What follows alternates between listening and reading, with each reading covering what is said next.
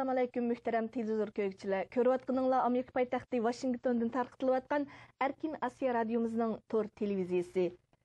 Bugungi naq maydon tarqitishimizning riyosatchiligi uchun Gulchehra sizlar uchun xizmatda. Bugun biz 2 soat atrofida 5 iyul Urumchi vaqasiningki 3 yilligini xotirlash munosabati bilan maxsus anglatish bermoqchi. Shundaqla bugun stansiyamizda yana alayda taklif qilingan mehmonlar bilan bu to'g'riliq suhbatlar bo'ladi va Washingtondagi Xitoy elchixonasi oldida o'tkazilgan namoyish faoliyatlari haqida sizlarga to'liq tafsili naq maydon xabar yetkazamiz. Undaqda biz programmamizni rasmiy boshlashdan burun 5 iyul Urumchida bundan 3 yil avval nimalar yuz berdi bir eslab o'tamdik. Diqqatinglar ekranimizda bo'lsin. Xitoy hökuməti 2004 yıldan etibarən Uyğur işsiz yaşlarını eşinci əmgək güçləri sübutida Xitoy ölkələrdəki zavod karxanalarga işləmçilikka yötkəşkə başlagan idi. Bu siyasət bilan Uyğur elining janubini asas qilib 18 yaşdan 25 yaşgacha bo'lgan to'y qilmagan dehqon qizlar, yosh yigitlar minglab Xitoy o'lkalariga majburiy yo'tkaldi.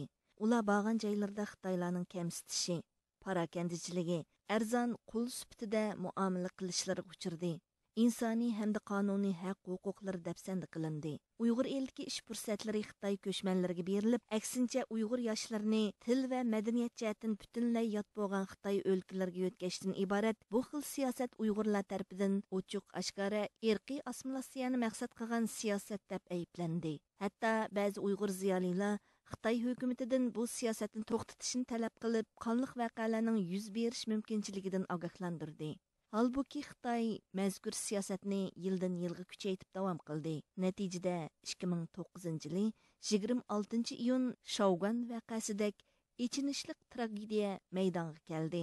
9 nahiyasidan 5 emgak kuchlari sübutida Guangdong o'lkasining Shougan shahri Shuri o'yinchiq zavodiga kelib ishlayotgan 819 nafar Uyg'ur yoshlari tayoq to'qmoqlar bilan bostirib kirgan bir necha ming Xitoylarning rahimsizlarcha irqiy hujumiga uchirdi. 2009 yılı 5 iyul günü Ürümçidagi Uyg'ur yoshlari Xitoy hukumatining 26 iyun kunidagi Shougan voqeasini adil bir taraf qilmasligi, shundaqli Uyg'urlarning kamsitilishi, nomratlik, ishsizlik masalalarining borgancha ig'irlashayotganligi va yana hukumatning Uyg'ur yoshlarini Xitoy o'lkalariga arzon emgak kuch sifatida yo'tkishi, rayondagi xizmat fursatlarining Uyg'urlarga berilmasligi, qo'sh tillik ma'arif nomida Xitoyning til va madaniyat assimilyatsiyasi elib berayotganligidagi siyosatlarga norozilik bildirib va Xitoy hukumatining rayonda barobar milliy siyosat yurgizishini talab qilib, tinchlik namoyish elib borgan edi. Mazkur namoyish Xitoy doiralarining vaqtida muvofiq bir taraf qilmasligi sababli ko'chman Xitoylar bilan Uyg'urlar o'rtasidagi etnik to'qinishga aylantirildi. Natijada Uyg'urlarning bu noroziligi Xitoy harbiy kuchlar tarafidan qattiq bostirildi. Xitoy doiralari voqeada 200 dak odam o'lib, 1000 dan ortiq odam yaralanganligini ilgari surgan. Bu voqea yana Xitoy hukumatining Uyg'ur qatorliq Xitoy bo'lmagan millatlarga qaratgan milliy siyosatidagi tengsizlikni dunyoga oshkorlagan edi. Voqeadan keyin Xitoyning Uyg'urlarni tutqun qilishi boshlandi. Shu kunlarda orqa-orqadan yana 7 iyul Uyg'ur ayollarini asos qilgan Ot Beygi maydonidagi qiz ayollar namoyishi bo'ldi. Orqadan Xitoylarning Uyg'urlardan o'ch elish xarakteridagi hujumlar boshlandi. 9 iyul Uyg'urlarning yana bir qator namoyishlar ilib borganligi, ammo yanala bostirib etilganligi ma'lum. Xitoy hukumati 5 iyul voqeasidan keyin Uyg'ur eliga harbiy qismlarni yo'tkab, harbiy holat yurgizdi. 10 iyuldan boshlab Uyg'ur elida internet va chet el bilan bo'lgan telefon aloqalari 10 oyga qadar butunlay uzib etildi. Xitoy sud mahkamalari 2009 yili 12 oyning 23 kuniga qadar 5 iyul voqeasi tutqunlari haqida 6 qitim hukm e'lon qildi. Bu jarayonda hukm e'lon qilganlar 63 nafar, o'lim jazosiga hukm qilinganlar 23 ga yetadi. Muddatsiz qamoq jazosi berilganlar 28 nafar, qolganlar o'xshamagan darajada muddatli qamoq jazolariga hukm qilindi. Bularning ichida ba'zi tor bekat sohiblari va jurnalistlar bor. Bu 6 qitimliq sotdan boshqa Ürümchida 5 iyulga munosabatlik ochilgan sot ham hukm ahvoli axborotdan yo'chun tutilmoqda. 5 iyul voqeasidan keyin Xitoy Uyg'ur eli haqidagi barliq uchurlarni kuchli qamal qilib kelgan bo'lsa-mu, chet ellarga qochib chiqqan ba'zi Uyg'urlar 5 iyul voqeasida tutqun qilingan Uyg'ur yoshlari soqchixonalarda majburiy holda ko'p miqdorda tuz suyi ishkizilib qiyin qistoq ilinganligini, Uyg'ur tutqunlarining turmada og'ir ruhiy ham jismoniy zaxmga uchirganligi Hatta tutqunlarning ba'zilarining o'ligi oilasiga maxfiyatlikni saqlash shartlari ostida qaytarib berilgan bo'lsa-mu, igi chiqmagan Uyg'ur tutqunlarning bo'lsa, jasadlarining ko'ydirib etilganligini oshkorladi.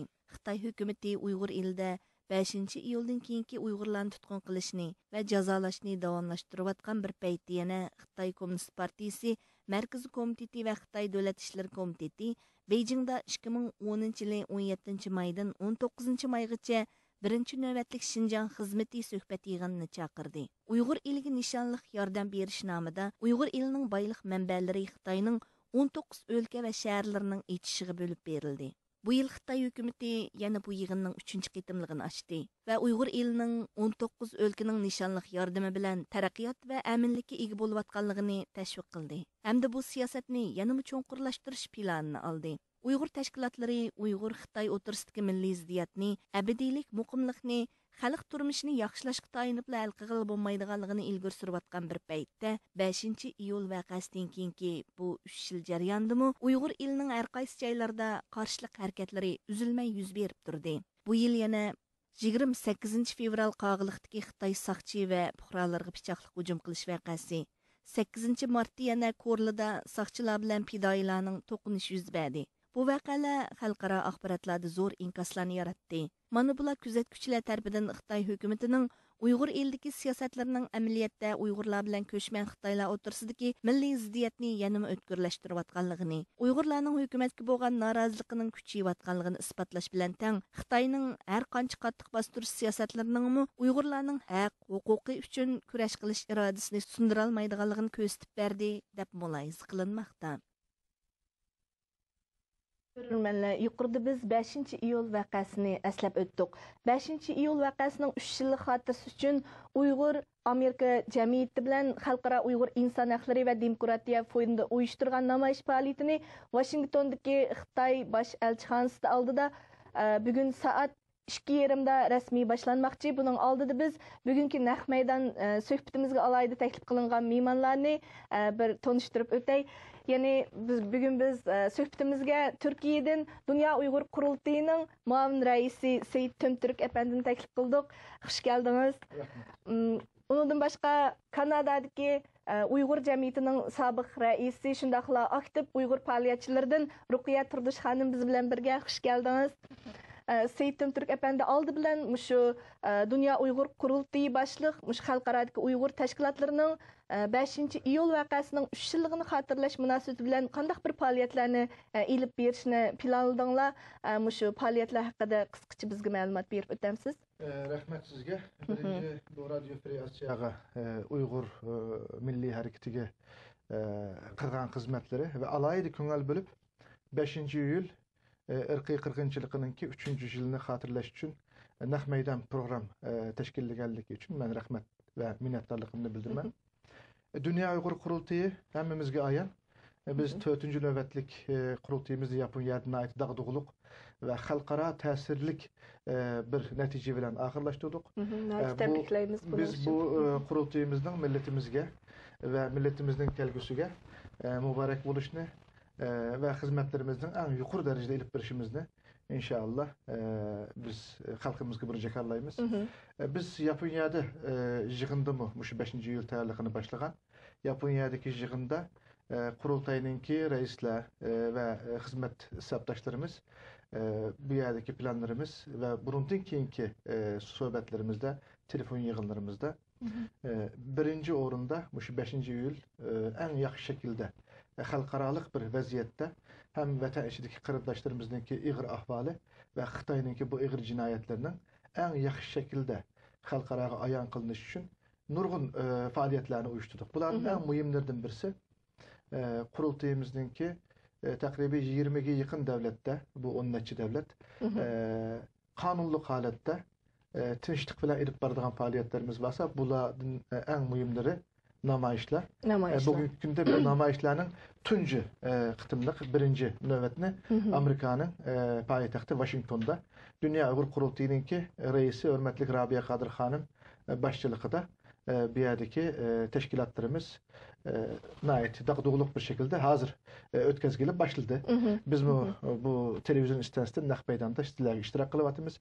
Bu faaliyetimizden birinci başlangıcı Amerika'da oldu. Yani bu faaliyetlerimiz yana gün sürü devamlaşıdı. Bunlar nerede buldu ise Türkiye'de, Germanya'da, Gollandiya'da, İngiltere'de, Japonya'da, Avustralya'da, Orta Asya'daki Türkiye Cumhuriyetlerde, bu Kazakistan olsun, Kırgızistan olsun ve başka devletler olsun, Sivas'ta hazır ismini atayanmayan 20'ye yakın devlette biz namayişler bilen bu faaliyetlerimizi devamlaştırıyoruz. Bundan sırt Birleşken Devletler Teşkilatı'nın ki kişilik komiteti 6. ayınınki 18'de başlayıp 7. ayınınki 6 kişi devamlaşıdığan bu halkaralık sohbetimi bizninki vekillerimiz bir yerde Uygur davasını yana kötülük çıkıvatıdı.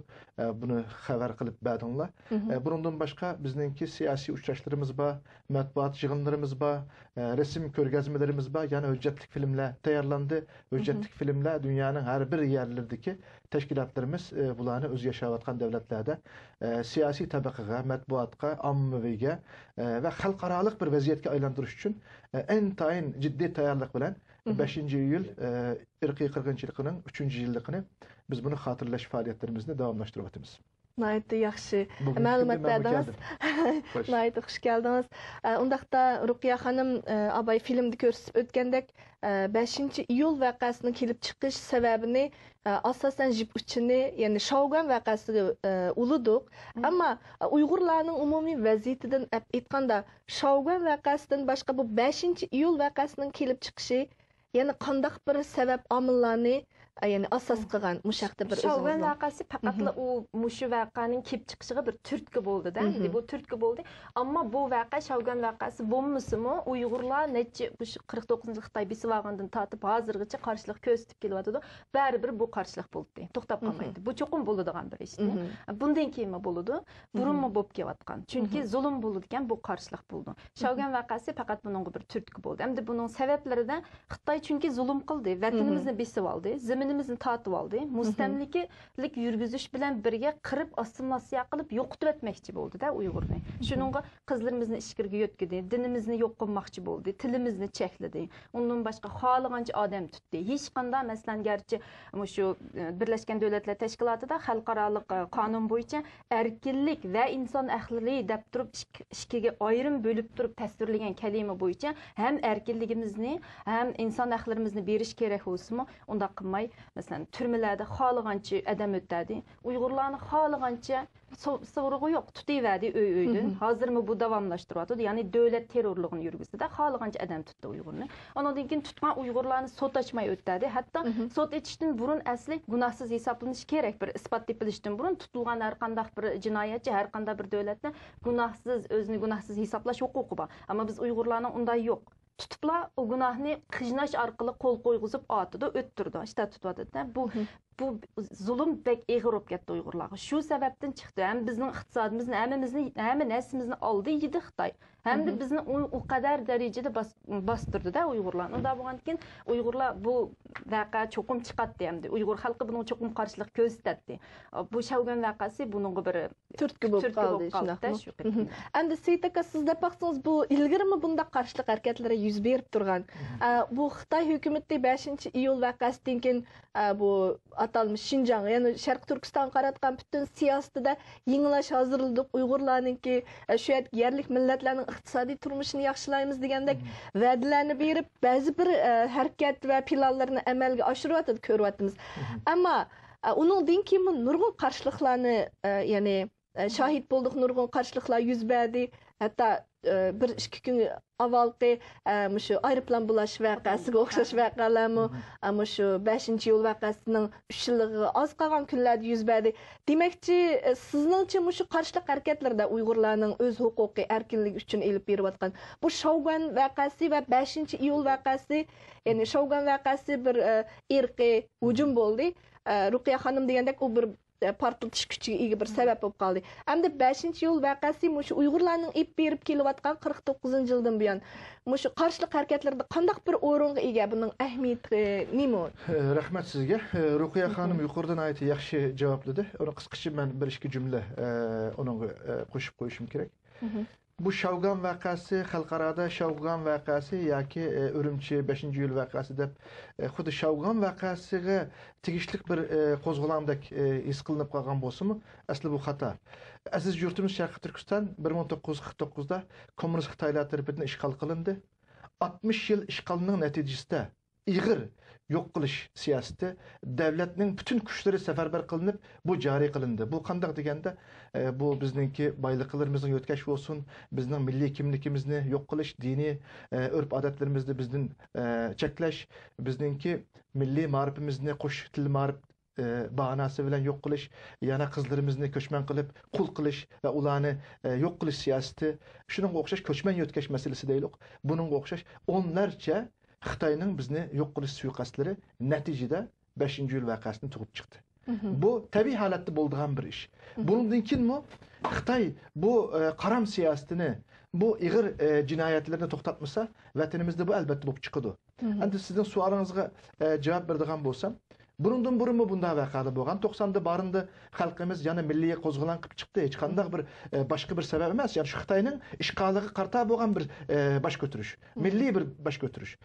Yana 95-yilda Xotanda bo'lgan voqea shunga o'xshash bir inqilob. 97dagi G'uljidagi voqeami yana bizning milliy islomiy xarakterimizdan chiqqan Uyg'ur xalqining o'z irodasini o'ttirib qo'ygan xalqimizningki Xitoyga bo'lgan nafrat va g'azab va uningki ishg'oliga qarta iniq maydoni deb ifodalaymiz. Afsus 90, 95 va 97dagi bu milliy inqiloblarimiz u vaqtida texnologiyaningki mayli telefon bo'lsin, mayli qo'l telefon bo'lsin, mayli internet deylik, bu sosyal media deylik, bundaq aloqa uchurlarninki maalesef bo'lmaganligi yoki bo'lsinmi qo'l telefoni bo'lsinmi yoki telefon bo'lsinmi Xitoyning uni bo'g'ash orqali ovozimiz afsus biz chet elda siyosat qilayotgan milliy da'voning ichida xizmat qilayotganlarmi Barın vakasını, Xotan ve Gulcu inqilablarını aylarken xabar topdik.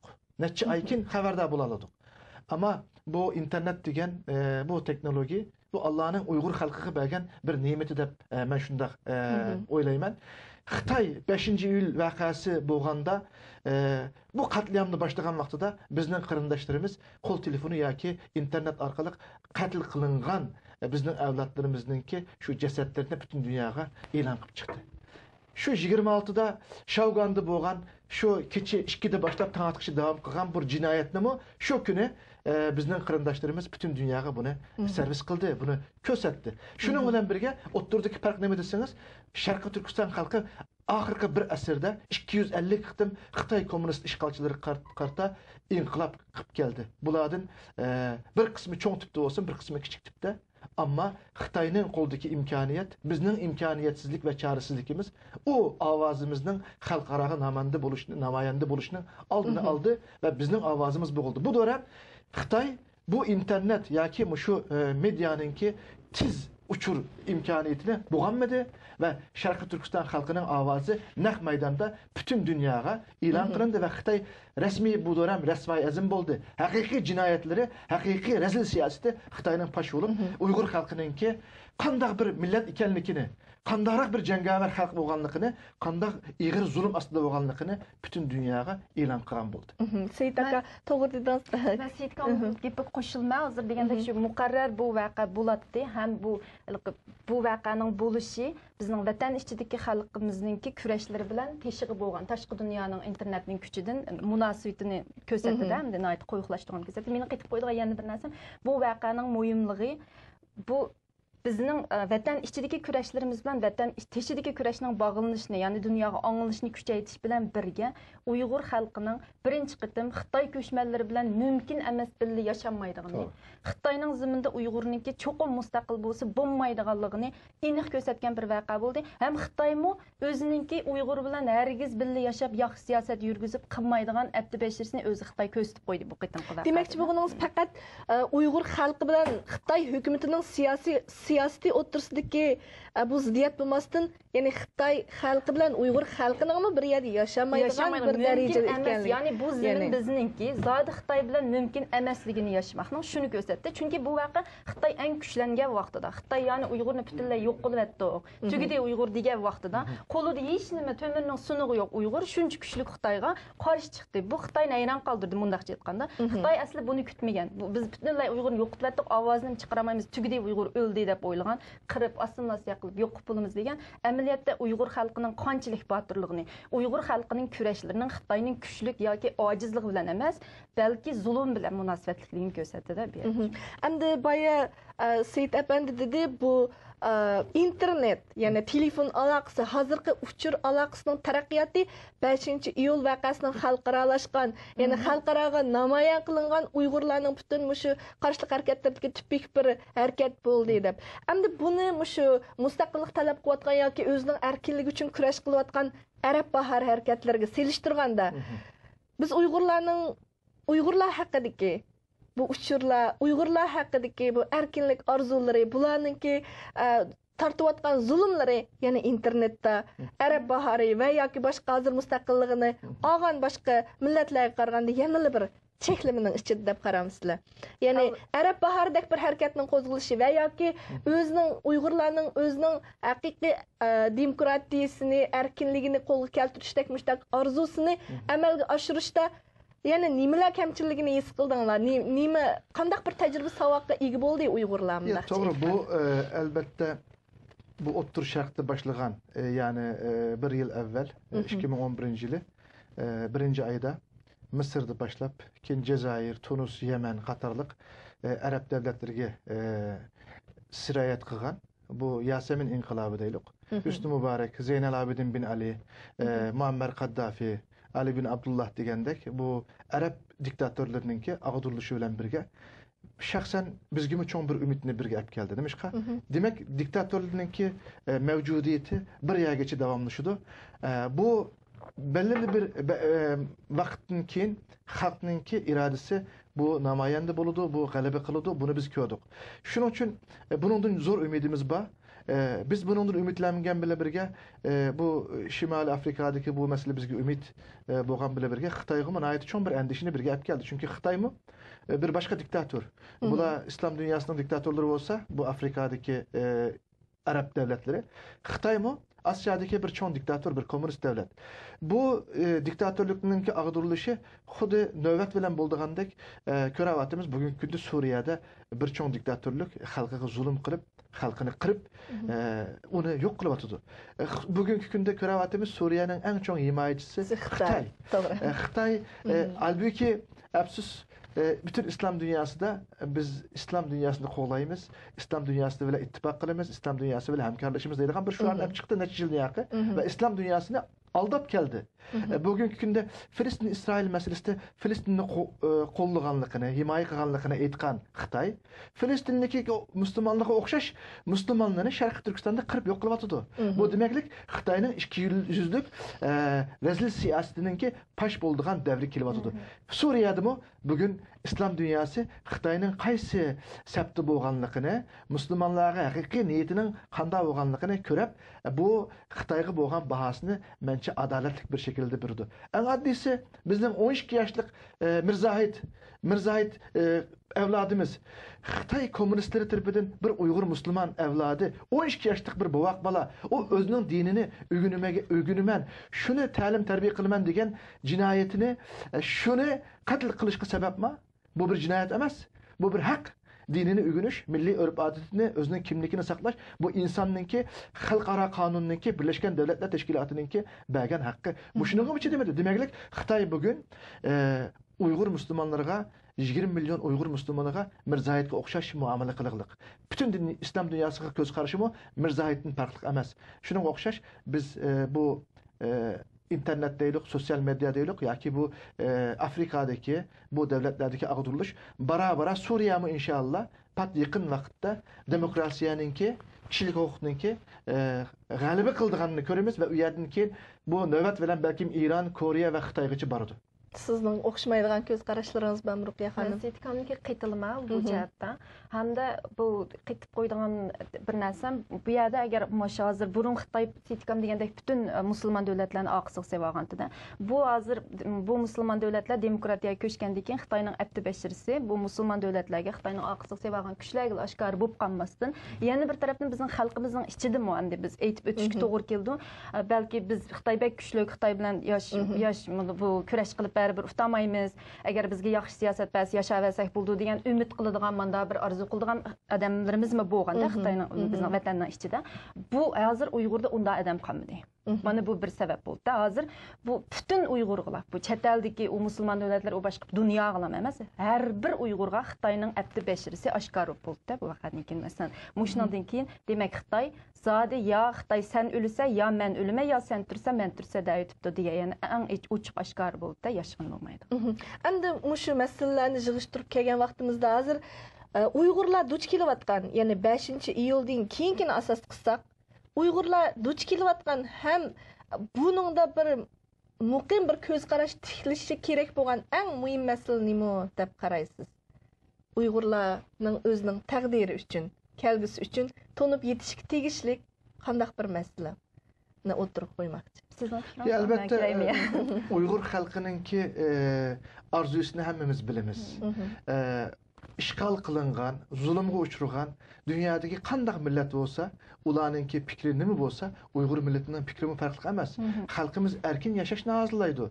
Halkımız öz taqdirini öz belgileşni arzulaydı. Halkımız Xitoy bilan birga yaşashni arzulamaydı. Bunu arzulamaganligini 5-yilda ko'rsatdi. Yani bu işte çek arıldı.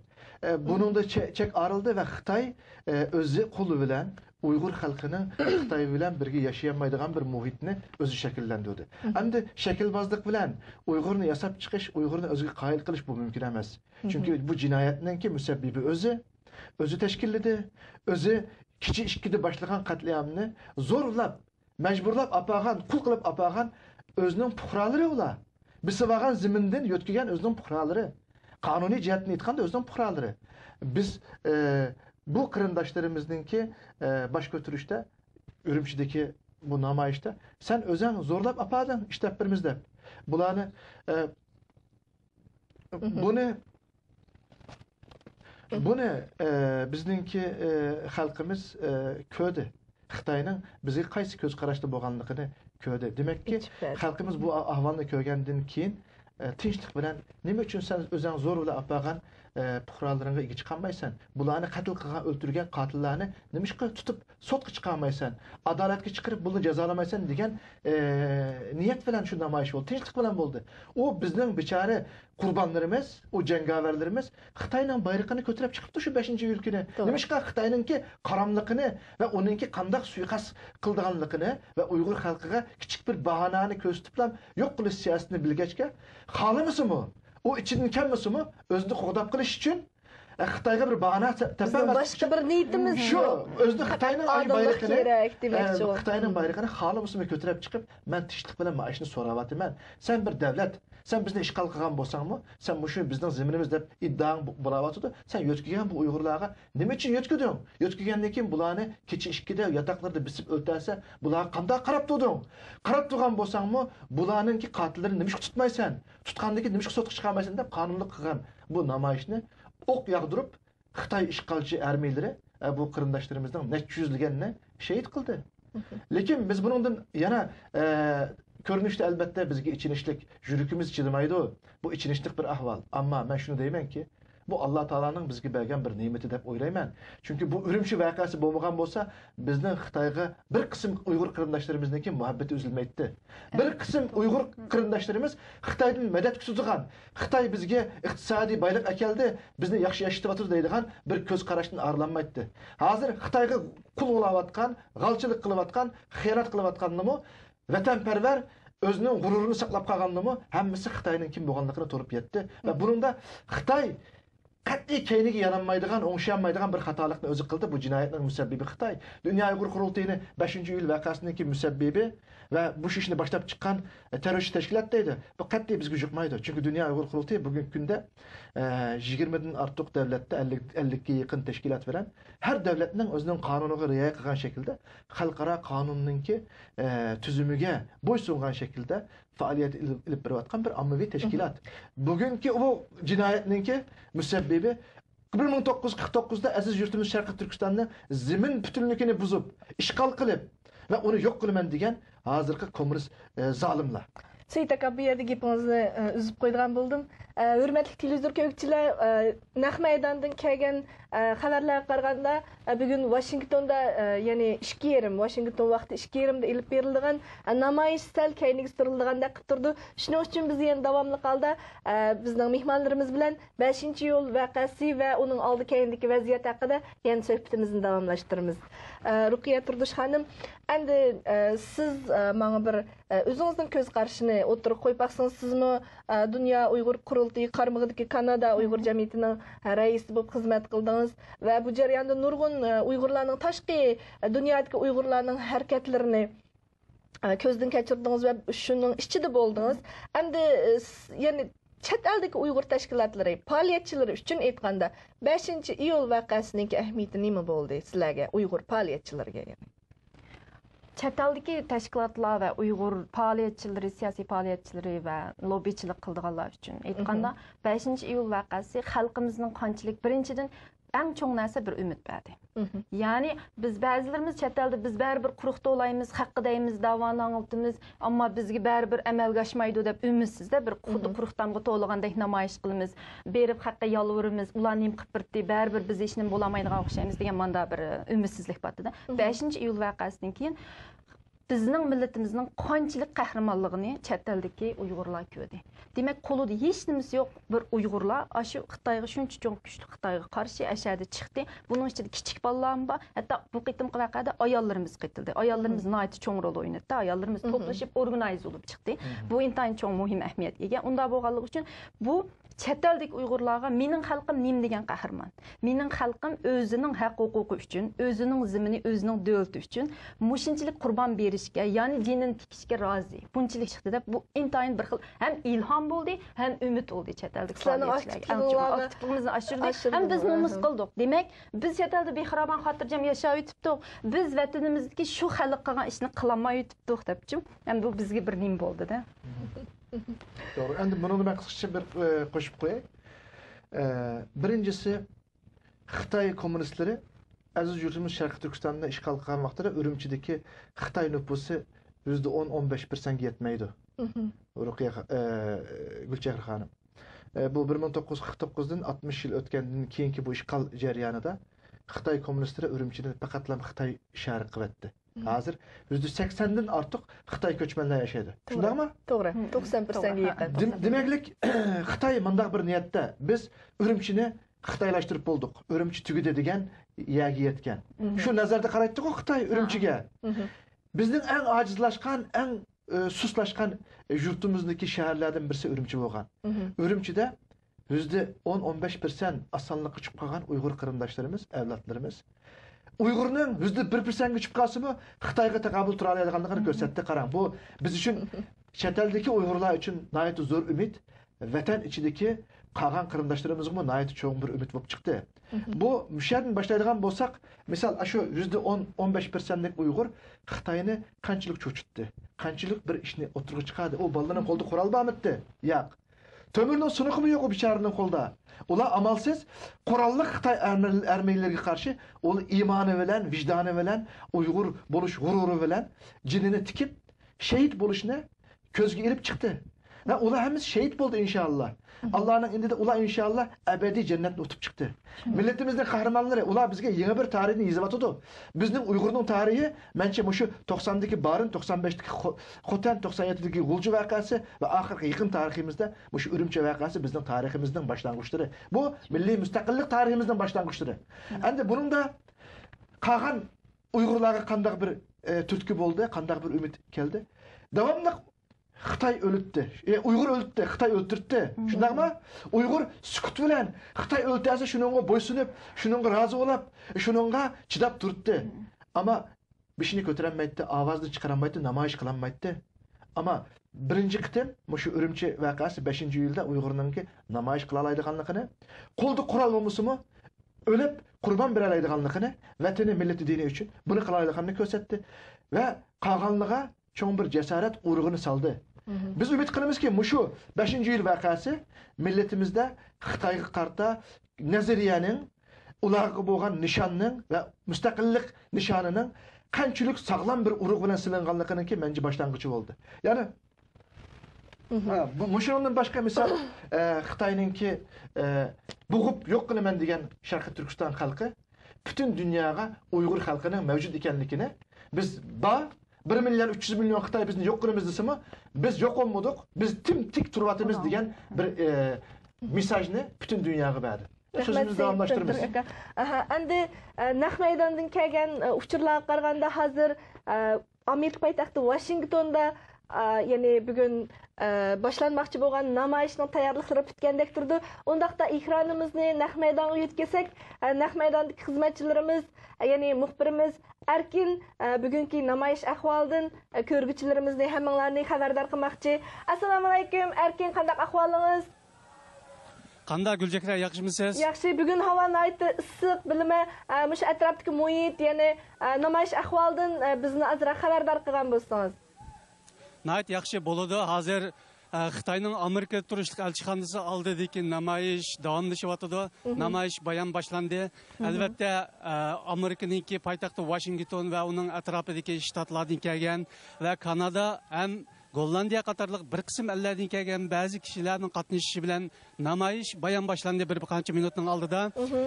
Namoyish taxminan 30-40 odam kilo qatnashyapti. Shundaqla har qaysi shtatlardan va namoyishga biroz kechikkan Uyg'urlar davomli yetib kelyapti. Albatta namoyishchilarningki ta'ligiga binoan ta'liga asosan bugun kunni bakmi siqtab ketgan olmaydi. Ilgiriki oldingi 2-3 kunning oldiga qaraganda biroz so'g'aq. Namoyishchilar hozir sizlarni ko'ryapotganingizda kaynimizda Xitoy elchixonasining oldida har xil namoyish shiorlarni to'layapti. Xitoy hukumatiningki bastırış hareketleriga, yaqindan buyon Uyg'ur elida yuz bergan voqealarga, uning kayindan 5-yildan keyin izdireksiz yo'qolib ketgan Uyg'urlarni izdirikini berish, bastırishni to'xtatish, qo'lga olishni to'xtatish, nazarband qilishni to'xtatish va shuningga o'xshash har xil bastırış qilmishlarini to'xtatishni talab qilib, shiorlarni to'layapti. Namoyishga bir qancha minutning oldida başlandı. Erkin, bilishimcha bugungi namoyishga Dunyo Uyg'ur qurultayining raisi Rabiya Qadir xonim ishtirok qilmoqchi ekan.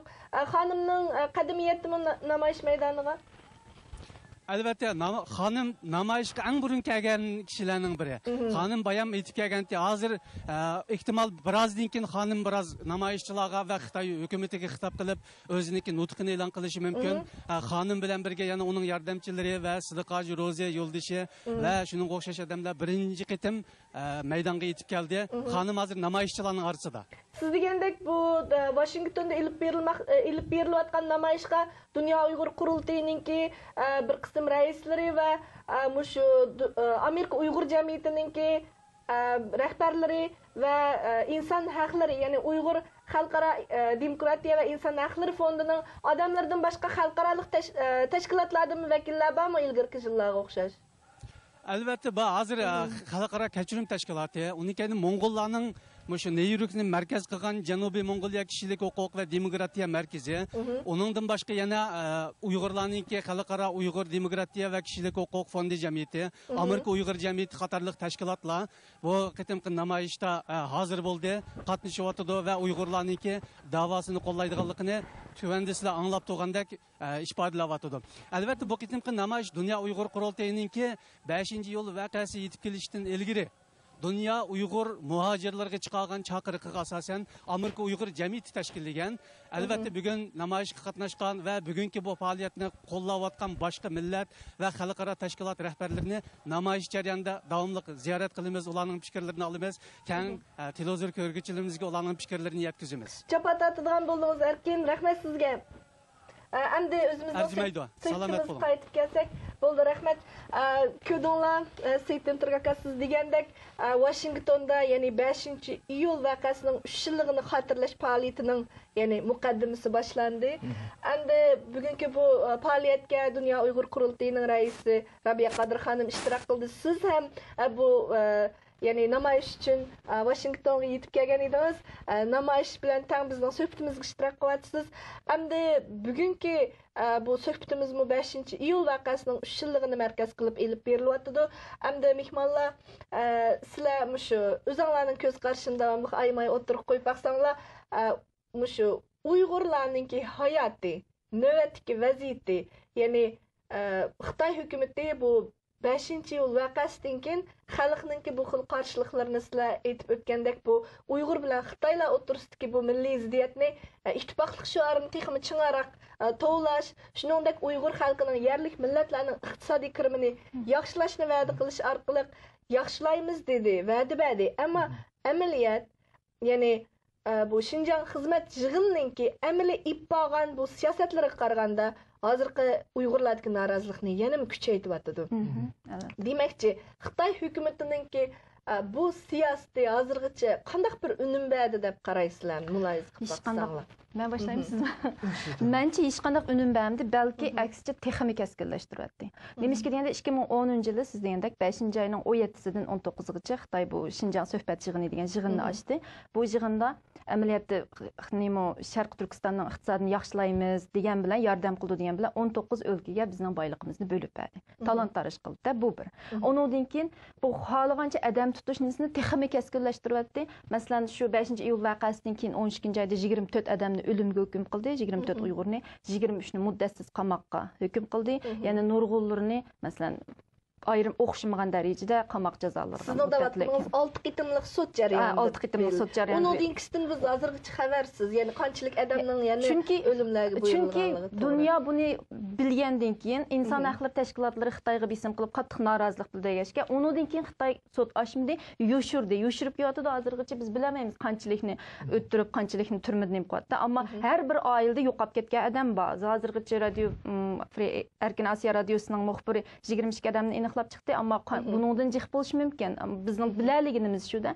Shuningga bu Uyg'urlar davomli yo'qolib ketishiga, uning ichida kichik bolalar bor, ham xohlagancha odam tutyapti. Bu bir kunmi to'xtab qolgan yo'q. Bu zulm texmi burunqi qaraganda keskinlashib ketdi. Amaliyotda Xitoy u sana azroq iqtisodiy huquqni, iqtisodiy siyosatni yaxshiladik degan bilan u qanday yaxshiladi deganda, masalan, Uyg'urlarni saqchi o'rinlarga o'rinlashtirish degandek, o'zining go'shini o'zida qo'riydiganda, ishsizlikdan chiqdi degandek, bu voqeaning asli negizini, ya'ni kelib chiqish sababini burmulash Xitoyning maqsadi, xalqqa burmulab ko'rsatish uchun uni buni ishga o'rinlashtirib qo'ygandek, azroq og'ziga so'z solgandek, mana ishlarni qilib, xalqning og'zini bosmoqchi. Lekin Uyg'ur bunga aldanmaydi. Nimishga desa, ochiq oshkora bo'ladi, Xitoyning o'ttirayotgan aniq, zulm qilayotgan aniq, har bir uydan yo'qolib ketayotgan odamlar aniq. Unda bo'lgandan keyin uning ustiga u azroq iqtisodiy bir iqtisodiy jihatda kichkinam yaxshi bo'lgan bilan insonning bir erkinligi bo'lmasa, hurligi bo'lmasa, siyosiy erkinligi bo'lmasa, bexatarligi bo'lmasa, qo'saq to'qiganning foydasi yo'q uningki. Chunki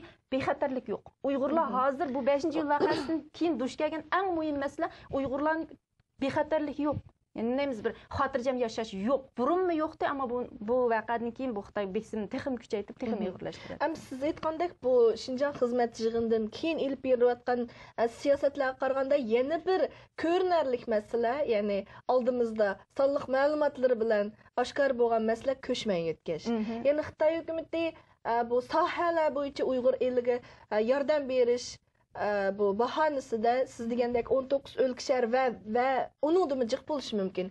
Joylardan har xil banolar bilan Xitoy ko'chmanlarning Uyg'ur eliga yordam berdi degan bu program bilan yutkayotidu. Endi Xitoy hukumatimiz siz aytgandek Uyg'urlardagi bu xil norozilik va yoki ya'ni bexatarsizlik tuyg'usini his qilgan bo'lishi mumkin. Seyit aka, siz deb baqsangiz, Xitoy hukumati endi navbatdagi mushu ko'chman yutkash siyosati bilan nimalarni ishga oshira oladi? Buningki tahdidi nima? Shu. Endi Xitoyninki e'lon qilinishicha taqriban 200 milliard dollarlik bir mablag' silib, bu 15-20 yil jarayonida Sharq Turkistonni iqtisodiy jihatdan ko'tarib chiqadiganligini buni e'lon qilyapti Xitoy. Shaxsan mening ko'z qarashim shu, milletimiz bu iqtisodiy boylikdan bir narsa talab qilgani yo'q. Xitoy agar bizning yurtimizga boylik silayotgan bo'lsa yoki mablag' yo'tkayotgan bo'lsa, bundan minnatdor bo'lmasin. Bizning yurtimizning ap qaçqan boylikning mingdan birini bersa, o Xitoyninki bergan boyligining balkim natijasi chiqadi.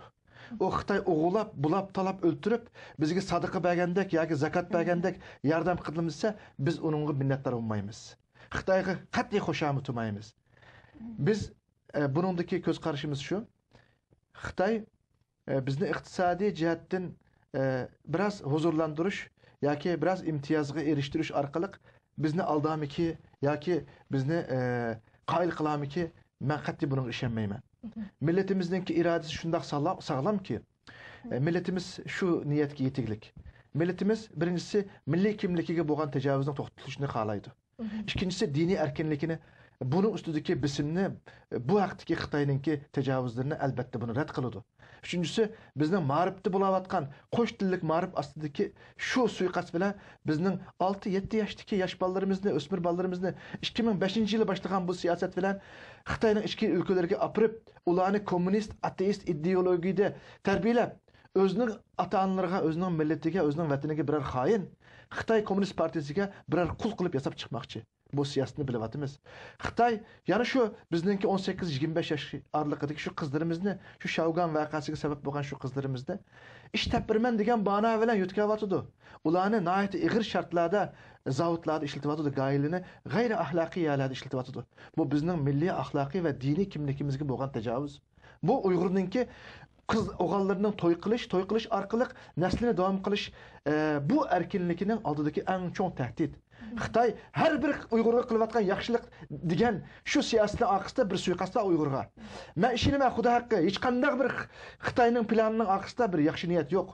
Har bir planimiz ma'vo Uyg'urga yaxshilik degan planning orqasida Uyg'ur millatini, Sharqiy Turkistonni tubdan yo'q qilishninki, balkim 20 yil, 30 yil, 50 yil keyingi siyosatninki buraqları onun işaretleri çıkıp durdu. Demekçi köçmen yötkeş siyaseti mi şunun? Elbette, şunu şeye kelime hazır.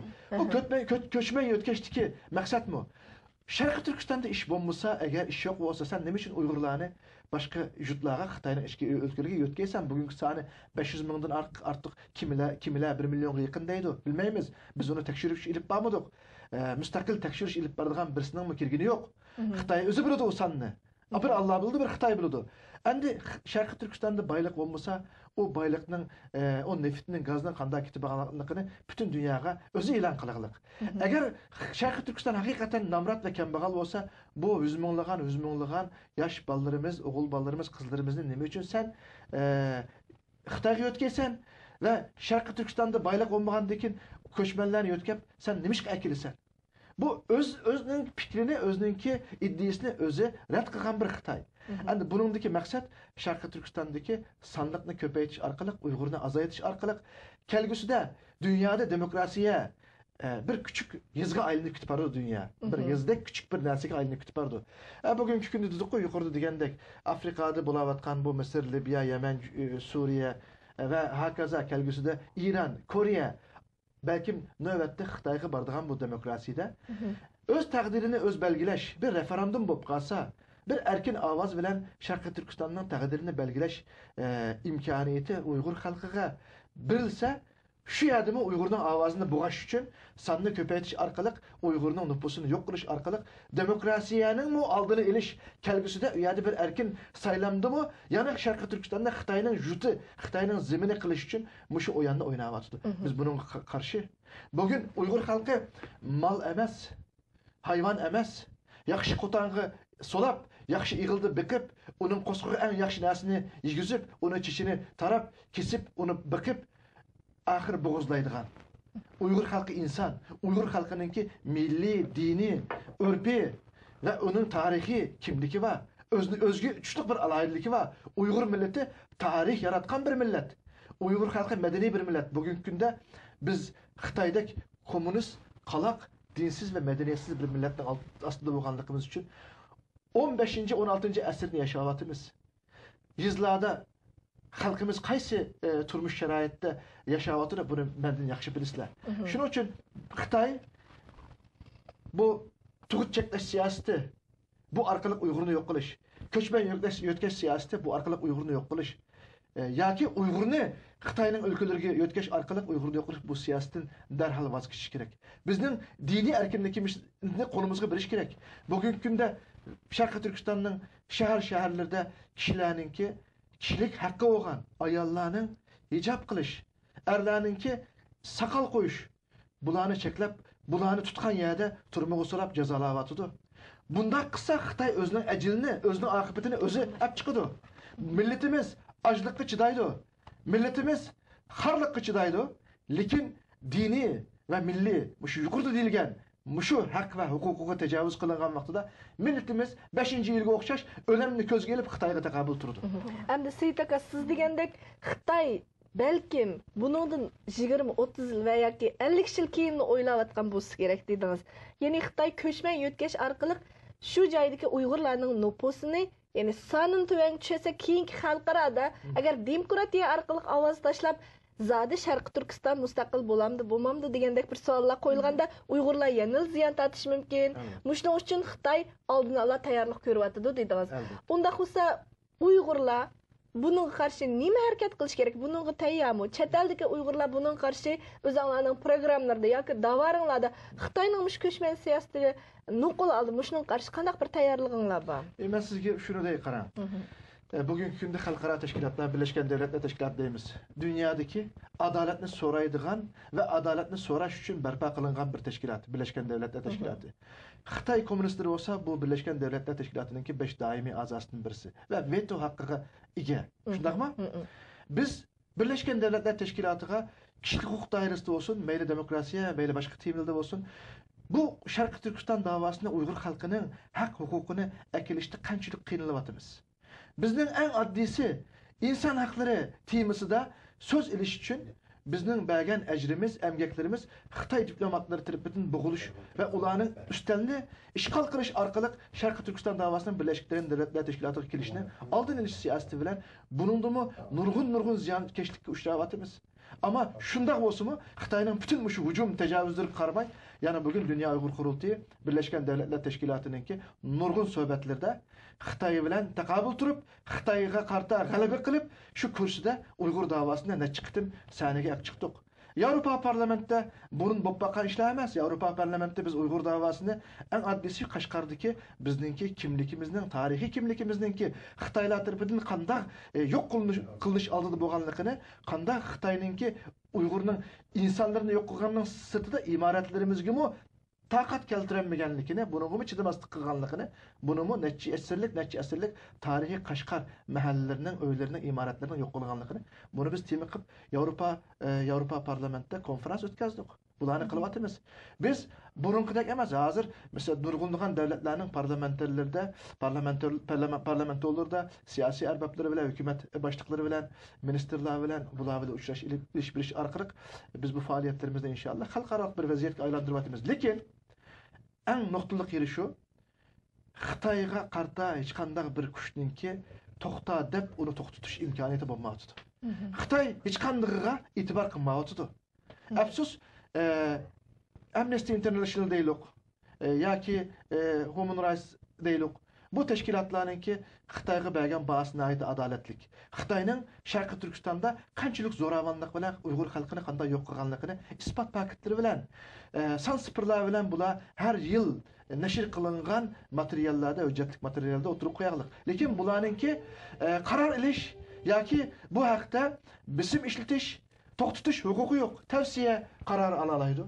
Ammo xalqarodagi qaror ilish huquqiga ega davlatlarningki ichida bo'lgan Birlashgan Davlatlar Tashkilotidagi eng chong tashkilotda Xitoyningki veto qilish haqqi bizning Xitoy ustida shikoyat qilib uni natijalantirish imkoniyatimizni ma'lesaf cho'ng raqobatda. Ammo biz shunday bo'lsa-mu, nurg'unlagan yerda Xitoyni pash qilib, Xitoyning jinoyatlarini yuzga urib, kelgusida dunyoga jahongir davlat bo'laman degan iddiada chiqqan Xitoyni har yerda rasvoyizm qilamiz. Buni biz qilishga davom qilamiz. Chunki biz buningda haqliq bir da'voning egasi biz. Haqliq bo'lgan shuni unutmanglar. Kim haqliq bo'lsa shu kuchli bo'ladi. O qo'lda qurol bor, iqtisod va odam soni ko'p. Xalqaroda men har organda vazifa olib shu yerda bo'g'alayman degani nol. Bugungi kunda Xitoy 20 million Şarkı Türkistanlık Uygur Müslümanları nima uchun qo'ydi? Chunki Sharqi Turkistonga zo'ravonlik bilan kirib oldi. U yerda nahaq, u yerda jinoyatchi, u yerda o'g'irga o'xshash, bulanchiga o'xshash yuzi qizirib turdi. Shuning uchun ozgina bir haqliq davoni egasi bo'lgan Uyg'ur xalqining va Dunyo Uyg'ur qurultayiningki qonunli holatda tinchlik bilan xalqaroda ilib borayotgan faoliyatlari Xitoyni xuddi bir qora bosqonga o'xshash uyqusiz qo'ymoqda, bearam qilmoqda, chidayolmaqliq. Biz inşallah bu faaliyetlerimizni üzüksüz devamlaştırırız. Rukiye Hanım, siz mi Xitay'nınki bazı bir mulayız torbetlerini körüp dursunuz dep oylayman. Mening közüm düşken bir nokta, bazı Xitay mulayızçıları hatta 5 iyul vakasından Uygurlarning ilham ağalığını sezgen bolsa gerek. Şunun karşı yazgan maqalalarda muş meyli qandal bolsun 5 iyul vakası bolganligi uchun muşunchilik can kırıldı. Meyli Uygurlar bolsun, meyli Xitay bolsun veya yoki boshqa aslanlık milletler bolsun nurgun yani canla ölüşük sebep oldu. 5 iyul vakası çıkmayımı Uygurlar bu Şavgan vakasını başka yol bilen ifade kılalaydı degandek sözler bilen Uygurlarning ilhamıga yani taş etti. Şamız olanı uruş için şundaq bir kelimelerini oturup koyganlığını ve bunun xili bir yani okuş nispetini yani torda görüş nispetiga erişkenliginden haberdarımız. Endi siz muşundaq degichilar yani 5 iyul vakası şunchalik qon töküşke sebep bo'lib qoldi degan ko'z qarashdikilarga nim deb javob tayyorlaysiz? Xitoyning u butunlay o'yini davatgan. Masalan, 5 iyul vakası sebep bo'lib qoldi bunda jiq qon to'kilishga degan.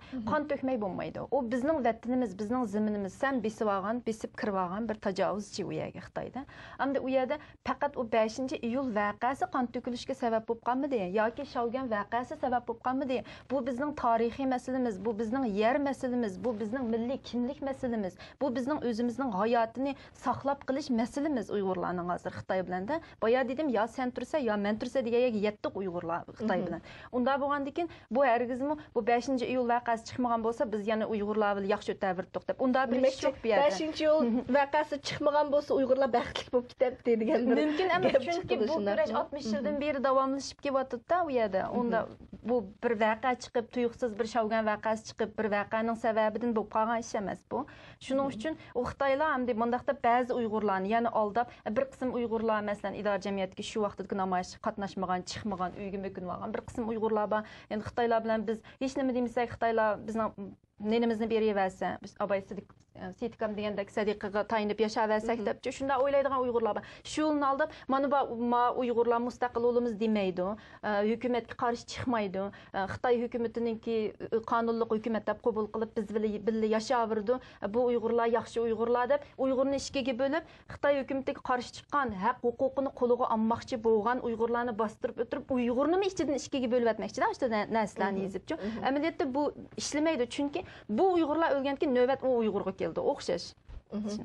Endi naq maydonga bir ko'z yugursak, namoyish ahvoli qanday bo'lyapti? Texnik sabab bilan naq maydon bilan bo'lgan aloqamiz uzilib qolgan edi. Hozir qanday bo'ldiki?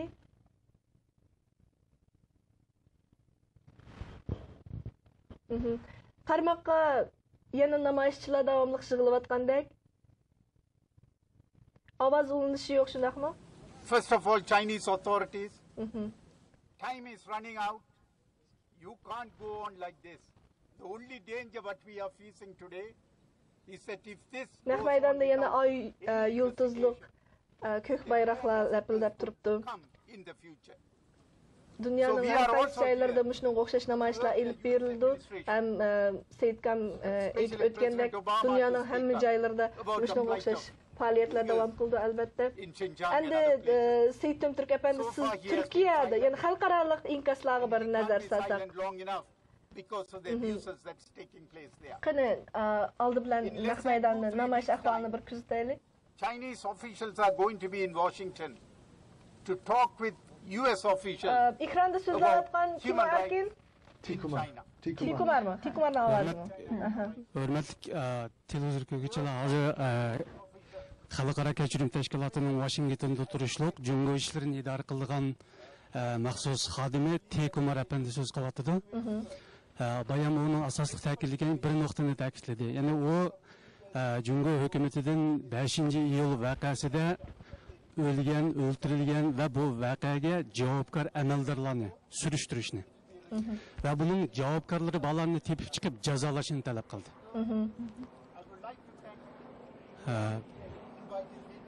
Tikumar efendi davamlıq şu 5-ci yıl vaqəsindən keyinki fəaliyyətlərə, namayişlərə aktiv qatnaşıb kelayotgan xalqaralıq şu insan hüquqları təşkilatlarının rəhbərlərindən birisi.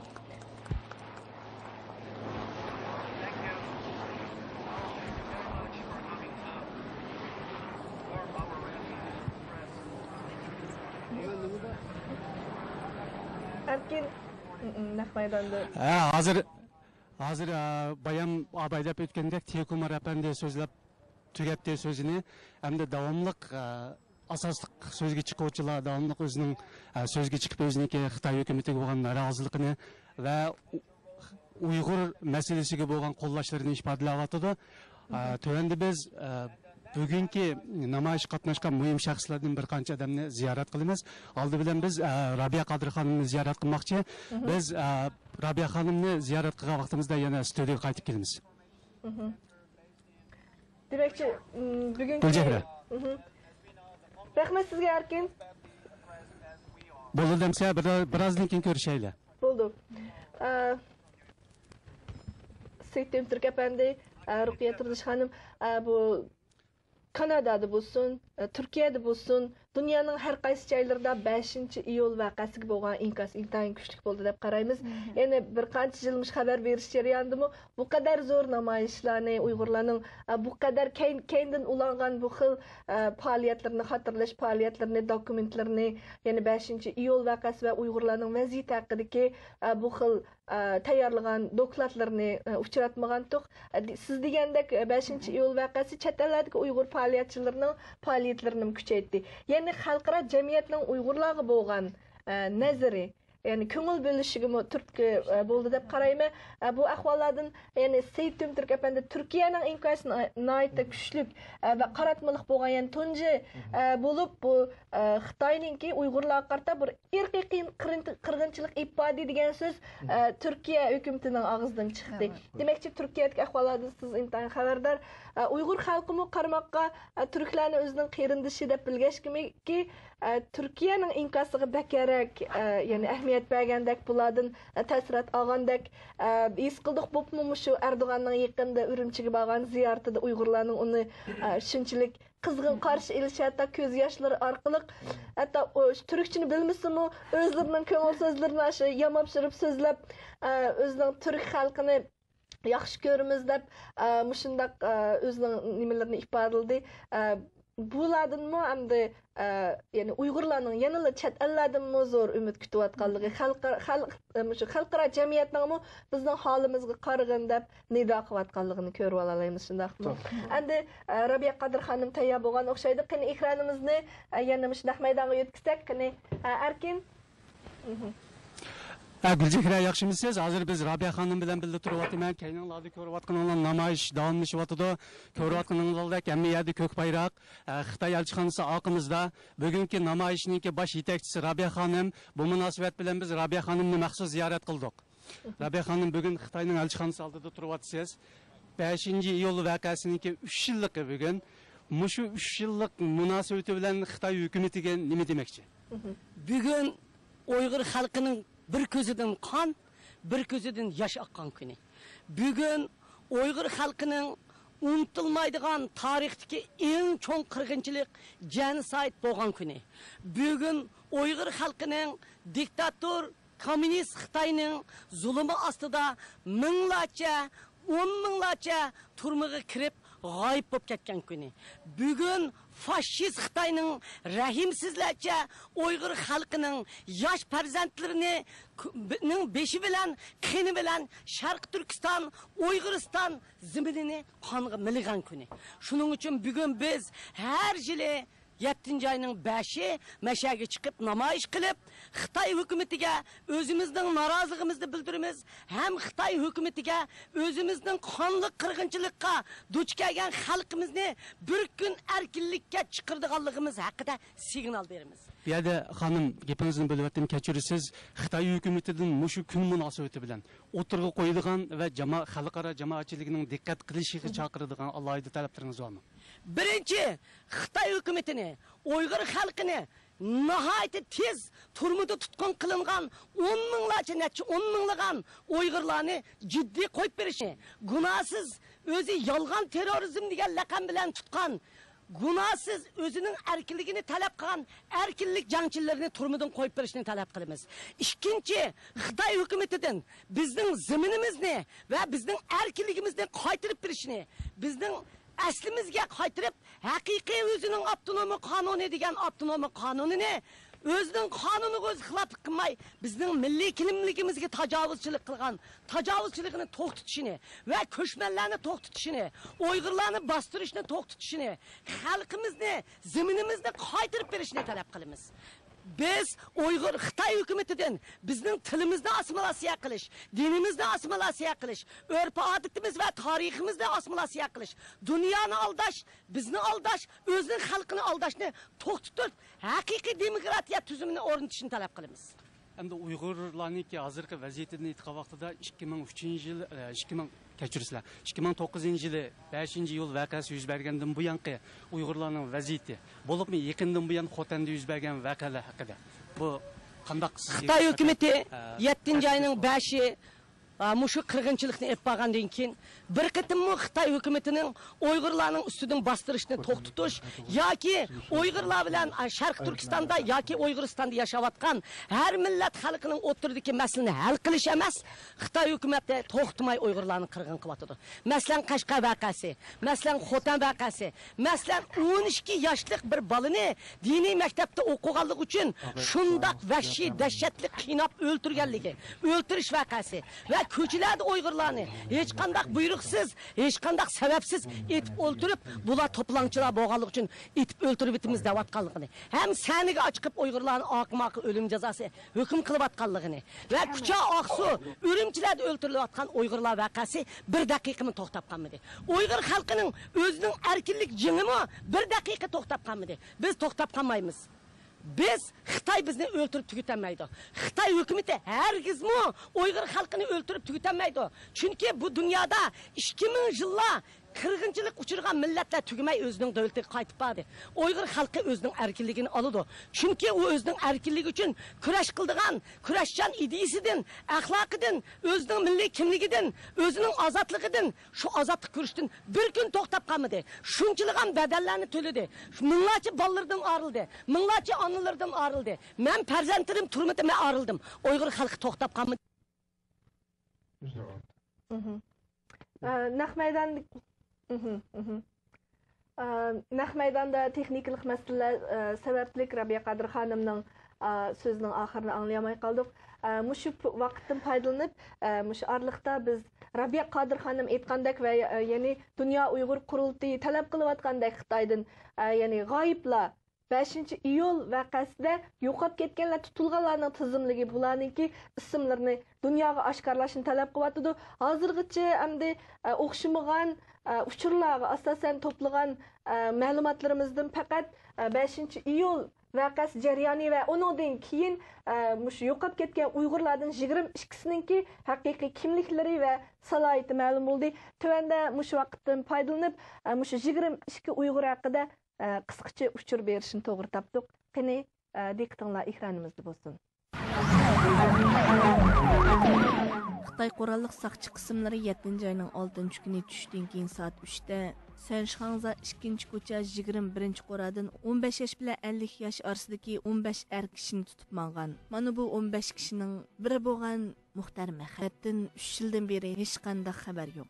5-iyuldan keyin tutilib g'oyib bo'lganlar orasida har qanday bir harakatga qatnashqidek majolimi bo'lmagan og'riq bemorlarmi bor. Jumajon Tursun ig'ir o'pka tuberkuloz kasali bo'lib, u Urumchida doktorxonadan o'kil soldirib kelayotgan yo'l ustida tutqun qilingan. Tijoratchi Abdug'ani Azizning Kompartiya a'zolik salohiyati hatto Urumchida vazifa o'tayotgan Xitoy askarlariga suv va tovus sunib ko'rsatgan sadoqati uni tutilish va g'oyib bo'lishdan bo'g'dab qolamagan. Abdusamad Ablat ish va hayot yo'li izlab 5-iyuldan 10 kun burun Urumchiga yetib kelgan. 5-iyul kuni tushdan keyin tuqqunning uyidan sirtqa chiqib ketgancha qaytib kelmagan. 2009 yılı 8 ayının 11 günü Ürümçide bir türküm mahbuslar uçsida mayka ve kaltı işten futbollarda koyuzu kişen halatida koçu aylandırıp sazay kılıngan. Mana bularning biri Xotan Qarqashliq Nabijan Ali. 2009 yılı 10 ayının 20 günü Dönkörükdə kiyim-kechak sodisi qilayotgan Akbar Tursunni do'kondan elib ketgan. Akbar Tursunning ayolining bildirishicha, Akbar Tursunni elib ketgan ikki soqchining haqiqiy kimliklari aniqsiz. İmam Mehmet Ali 5 iyul günü namoyish qatnashgan, 14 iyul günü tutib ketilgan. İmam Mehmetning onasi Fatigul G'ulam o'g'lini izlash davomida nazarband qilingan. Bosh agmagan chig'ida Urumchidagi ayollar turmusida 7 kun qamab qo'yilgan. Ma'lum bo'lishicha g'oyib bo'lganlarning birisi Tursunjon To'xti. 5 iyul günü Tursunjon To'xtining putiga o'q tekkan. Uning putidagi jarohat izi jinoyatning pokiti deb qarilib, u 8 ayning 1 günü Xitoy davlat amonlik soqchisi tomonidan tutib ketilgan. Yusuf Turg'un 2009 yılı 7 ayının 15 günü Ürümçide tutqun qilingan. 5 iyuldan keyin izdiraksiz g'oyib bo'lganlardan 2 nafar qozoq. Bulardan biri Amantay Jumatay, yana biri bo'lsa Aytqazi Asanbek. Namoyish va isyonga qatnashgan emas. Faqat chiroylari Uyg'urlarga o'xshab qolganligi uchunla voqeadan keyin tutqun qilingan va g'oyib bo'lgan. Memtimin Yasin. Memtimin Ürümçide kiyim-kechak sodisi bilan shug'ullanadi. 7 ayning 6 günü sahar soat 3 da 2 do'sti bilan birlikda tutib ketilgan. Memtimin Yasinning ayoli navbatda 4 bolasi bilan birlikda yo'ldishining izdirkini elish uchun Xitoy hukumat organlari oldida tinab yurmoqda. Mehmet Barat 5 iyul voqeasidan bir kun keyin Ürümçide 15 nafar qo'shnisi bilan birlikda tutib ketilgan. Olim Hilaji 2009 yılı Ürümçidagi bir şirketdə qo'g'dash xizmati ishlayotgan bo'lib, 7 ayning 10 günü ish o'rnidan tutib ketilgan.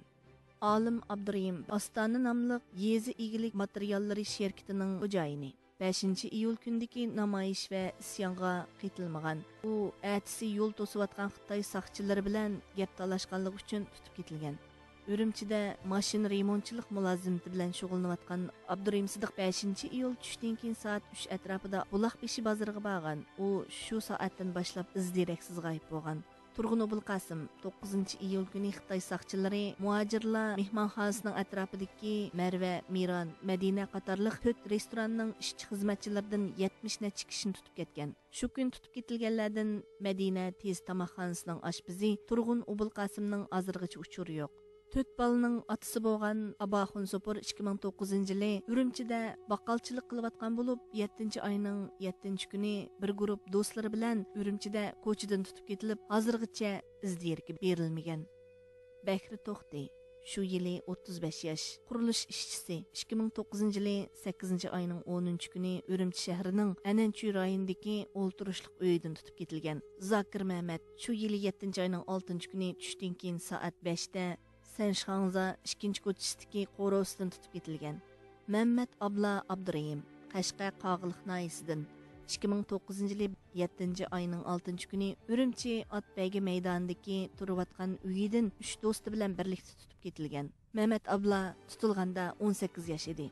Aysajan Ahmet Ürümçidagi 88 o'tir maktabning oshpizi bo'lgan Aysajan 5 iyul kuni ayoli To'xtigul bilan namoyish maydonida tutqun qilingan. To'xtigul ig'ir bo'y bo'lg'achqa shu kuni qo'yib etilgan. U tutilib 2 oydan keyin dunyoga kelgan qizi Aziza hozir 3 yoshga yaqinlashgan. Ammo dadasining didorini ko'rish bu narsidiga texchi nasib bo'lmadi.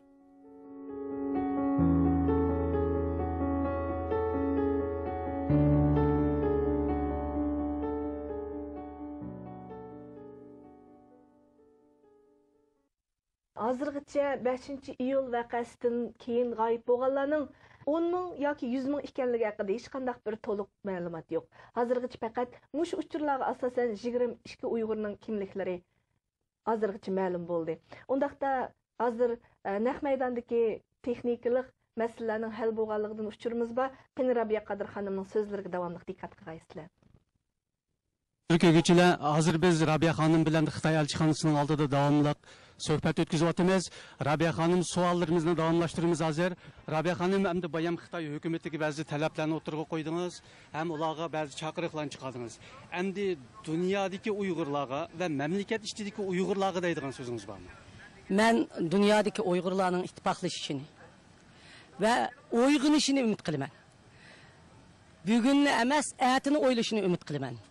O'zlarining tip-tinish Xitoy hukumatining siyosati ostida erib ketmay, kurash qilib o'z erkinligiga erishishni umid qilaman. Dunyoda kurash qilgan millatning ichida erkinlikka erishmagan hech qanday millat yo'q. Bizmi o'z vijdonimiz bilan keldik dunyoga, o'z vijdonimiz bilan ketishimizni umid qilaman.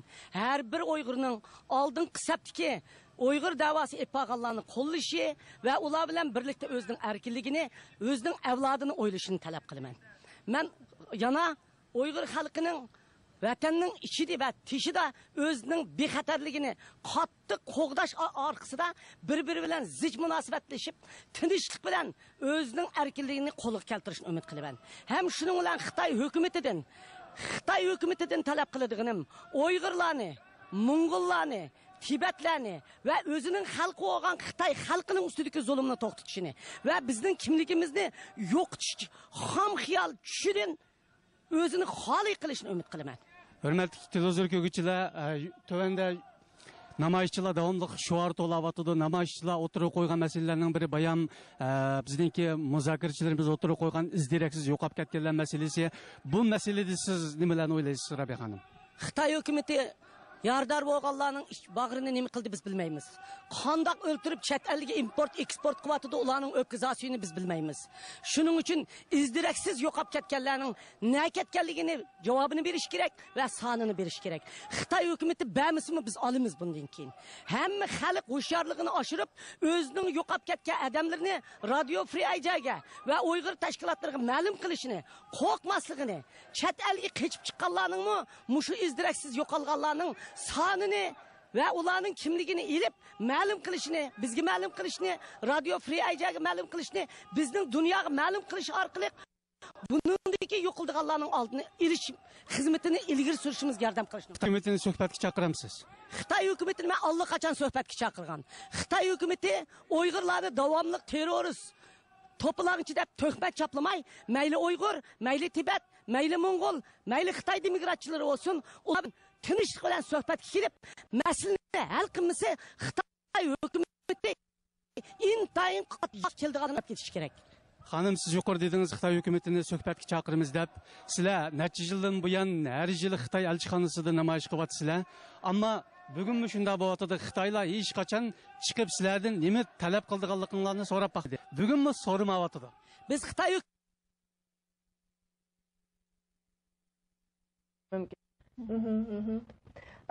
Muhtaram televizor ko'ruvchilar, ba'zi bir texniklik omillar bilan muhim so'zlarning bir qismlarini anglamayapsizlar.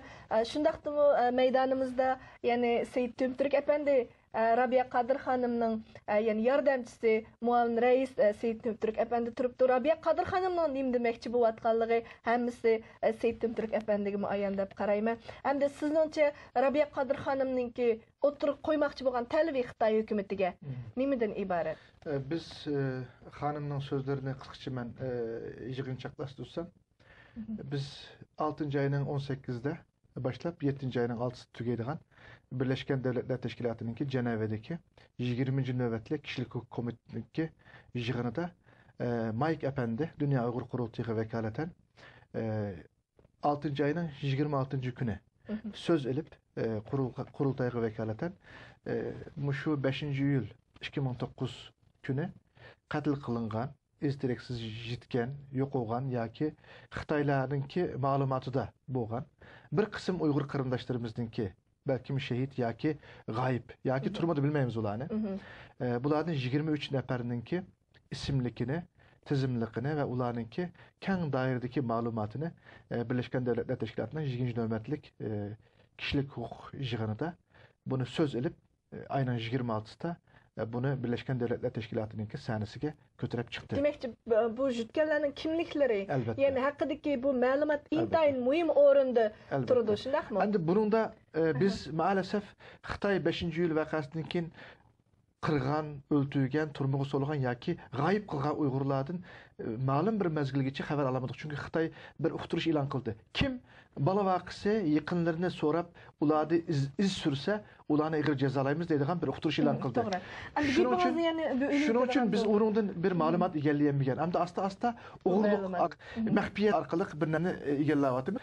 Xitoyni haqiqatan biz tarixiga opiramiz. Boladı Gülcekler, hazırımız sizler keynimdeki namayış davamlaşıvatıdı. Uygurlar, namayışçılar, Xitay hükümetine karşı şuarlarını toğlavatıdı. Elbette şuar, qandaq şuarlarını toğlavatqanlığını yuqoridagi xabarlarimizda dep o'tdik. Bu yerda takrorlashimizning hojati yo'q. Biz bugun mushu fursatdan foydalanib, Janubiy Mongoliya Demokratiya va kishilik huquq jamiyatining raisi Inxibato To'g'uchuq apandini ziyorat qildik. Inxibato To'g'uchuq apandi Mongollarning kishilik huquq davosini qilayotgan Neyurukni markaz qilib ataqliq Mongol zatlarining biri. Bugun Inxibato To'g'uchuq apandidan bu yerda nima uchun kelib Xitoy hukumatiga qarshi Uyg'urlarga yordam qilayotganligini so'raymiz. Could you tell us why are you being here for support the Uyghurs? First of all, I would like to thank our Uyghur brothers and sisters for inviting our Mongolians to participate in this very important protest. We are here in solidarity with our Uyghur and Tibetan brothers and sisters protesting against China's brutal massacre and political persecution against our Uyghur brothers and sisters, Tibetans and the Mongols. So I hear that we Mongols, Uyghurs, Tibetans are the brothers and sisters. We from the same family. We are like we three nations are like three brothers and brothers, and we are occupied by the Chinese communist regime. And our nation is swallowed by the China like a giant. China is trying to completely eradicate our Mongolians and Tibetans and Uyghur people's culture and tradition, and they would like to erase these three nations on the first face of on earth. So you can same problems. We are in the exact same problem. We would like to send a message to the Chinese government that Mongolians, Uyghurs, and Tibetans are not. They are not silent. They are right now. They are, even though they are, looks like they are not that their voice are not. But we are trying hard for our freedom, national freedom, and human rights. So one day we will be free. We three nations will be free. Free nation as like any other nation on earth. Thank you very much. Thank you. Hörmətli televizor kögüçülər, yuqorida Inxibato apandi bilan suhbat edib bardik. Inxibato apandining deyishicha o yerga Uyg'urlarni qo'llash uchun kelgan Uyg'urlar hammamiz qarindoshlar. Biz o'rtaq bir taqdirga duch kelyapmiz. Jungodan, Xitoydan iborat g'oyat zo'r bir jilon bizni sumiryapti. Biz buningga qarshi bir o'rtaq hamkorlik ro'yini ifodalash uchun Uyg'ur do'stlarimizni, qarindoshlarimizni qo'llash uchun bu yerga keldik. Uning kendidan Inxibato apandining deyishicha, u bu yerga kelish orqali Xitoy hukumatiga shu signalni bermoqchi ekan. Ya'ni Mongollar, Uyg'urlar, Tibetlar va hamma xalq kishilik huquq talab qiladi, demokratiya talab qiladi. Ularning huquqini Jungo hukumati berish kerak. O Inxibato apandi yana shunday dedi, biz bu huquqni cho'qim oladiganligimizga ishonamiz. Rahmat sizga. Hörmətli televizor kögüçülər, Gülcəklər sizə qayıtdıqamsa studiyaya. Ma'qul, Erkin, rahmat sizga. Yeni söhbətimizin davamlaşdırsak, Seyit'in Türk efendi, Rukiye Turduş hanım, chat elninki Yani 5 iyul vakası bo'lgan inqaz haqida to'xtalgan to'xpayam. Siz bu Türkiye inqazdan amada bir xabardor Seyittin Türk efendi o'zingiz Turkiyada nurg'un shu Turkiya xalqining Uyg'urlarni qo'llab ipagan namoyishlarga o'zingiz ishtirok qildingiz. Shu Erdo'g'an bilan Urumchiga o minishning oldida Erdo'g'an bilan maxsus suhbatda bo'ldingiz.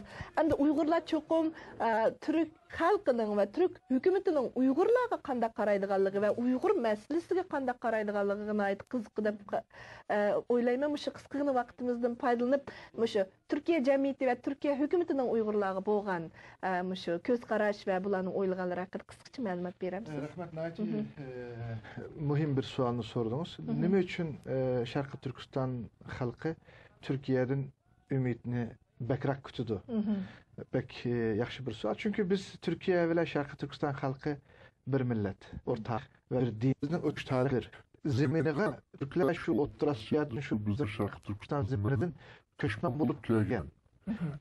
Bu tarixda bor. Hatto Uyg'urlar 13-asrda Turkiyaga kelib, Turkiyada birinchi poytaxti Sivas viloyati, ikkinchi poytaxti Qaysari bo'lgan. Hozir men yashayotgan shaharning ismi Qaysari. Qaysarini poytaxt qilgan shaklda Aratna begligi yoki Aratna davlati degan bir davlat qurgan Uyg'urlar. Ya'ni jiddiy bir iz sursangiz, qilgan Uyg'ur chiqadi. Shuning uchun bu tarixiy, shuning uchun Turkiya Sharqiy Turkiston ham tutdi. Endi 5-yil vaqasi yuqorida qanday sabablar bilan turg'i chiqdi. 5-yil vaqasi 5-yildagi Sharqiy Turkistondagi Xitoyning bu qirqinchiligi Xitoyni hech qanday bir davlat qarshi kelmadi. Yolg'iz Turkiya qarshi keldi. Bu ko'rdik. Nima uchun deydi? Turk millati bunun ichida turadi. 75 millionlik Turk xalqi bu Xitoyning Sharqiy Turkistonda xuddi bir mal bo'g'azlagandek Uyg'ur xalqini begona bo'g'azlagan bu resimlar, videolar, filmlar, bu xabarlar, televizion va gazeta jurnallarda davomli chiqayotgandek xalq 70-80 viloyatning tamomida namoyish, matbuot yig'ini, g'iyobiy janozalarimizni degandek nurg'un faoliyatlarni o'rishtirdi. Buningda albatta bizning tashkilotlarimizning zo'r turtkisi bor, uni inkor qilmaymiz. Burundan tortib bizning cho'nglarimizningki qilgan xizmatlari va hokazo bizning tashkilotlarimizningki, tarmoqlarimizningki vakolatchilarimizning xalqni qo'zg'ash, matbuotni qo'zg'ash, ommaviy tashkilotlar, siyosiy butun partiyalar bilan o'rtaqlashish natijasida hurmatli bosh minister Recep Tayyip Erdo'g'an Xitoyning Sharqiy Turkistonda qilayotganlari xuddi bir qatliam. Buni darhol to'xtatish kerak. Agar Xitoy Sharqiy Turkistondagi Uyg'urlarni o'ldiradigan siyosatni to'xtatmasa, men buni Birlashgan Davlatlar Tashkiloti boshda Islom konferensi tashkiloti, Yevropa parlamenti qatorliq xalqarodagi butun sahnalarga ko'tarib chiqaman. U yerda Xitoy bilan buni suhbat ilib boraman degan nihoyat yuqori padidan eng qattiq inkosni qaytadi. Va bu bayonoti hammamizning esida bor. İtalya'daki G8 iqtisodiy uchrashda Xitoyningki Hu Jintao shuya kelib bo'lgan. Erdo'g'anning bu bayonotidan keyin Hu Jintao apala-shapala alam qichib Xitoyga qochdi. Erdo'g'an Italiyaga bordi. Erdo'g'an shuni shu yerda sahnaga chiqarmoqchi edi. Endi bu vaziyat Sharqiy Turkistondagi bu Xitoyning Uyg'urlarga qilgan qatliami Turkiya va Xitoyni xalqaro bir siyosiy krizisga olib chiqdi. Buningda biz Türk xalqiga, Türk millatiga va hurmatli bosh minister Erdo'g'anga yana qayta minnatdorlik bildiramiz. Agar Erdo'g'an Xitoy buni darhol to'xtatsin, bu qatliam demagan bo'lsa, balkim 10 minglagan beguna Uyg'urlarni Xitoy o'ldirib etsa, dunyoning buningdan parvoyi palak edi. Kerak islom dunyosi bo'lsin.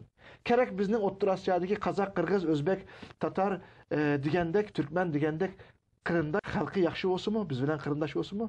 Rahbarlari shu kommunist sistemni adamlar o'g'achqa ularningmi qili tavrimidi. NATO, Birlashgan Davlatlar Tashkiloti, Yevropa parlamenti degan bu tashkilotlarmi afsus Islom konferensi tashkiloti boshda bu Uyg'ur imtihonida sınıp kaldı. Siz degandek Seyit aka bu Türkiye devletininki, hükümetninki bu inkasını anlattınız. Yani naq maydandaki görünüşümüzden keyin Türkiye halkıda ammaviy tashkilotni qo'zg'algan bu inkas haqida yana ma'lumot berasiz. Qani ko'rganlarning diqqati naq maydonda bo'lsin. Gülcekler hazır namayış devam kavatıdı. Namayış küçük kalganlar mübarek ola devam ediyor. Yani kişilerin ki gruplarının teşkilatlarının biri Cungo Puhralar Küçü Hareketi teşkilatı. Mezkur teşkilatının rehberi Kavlendi ben bugün görüşüyor. Kavlendi efendi bizge radyomuzun ziyaretini kabul kılıp özünün teşkilatının Uygur meselesindeki pozisyonunu bildirmekçe. Niha Kavlendi. Ya, 您能不能告诉我们，您就到这里来给中国政府什么样的信号？我们到这儿来主要是支持我们维族朋友维权的正义斗争，来表现我们是在这个问题上是完全一致的。Xalq efendim deydi ki biz bir yıllık Uygurlar bilen bu bo'lgan hamkorligimizni ifodalash va Uygurlarning meselesida biz ular bilan bir maydonda ekanligimizni Jungo hukumatiga ko'rsatib qo'yish deb. 您对这个中国公民力量的这个对维吾尔运动的看法，你们的政策？我们公民力量呢是信奉这个和平、理性、非暴力的原则。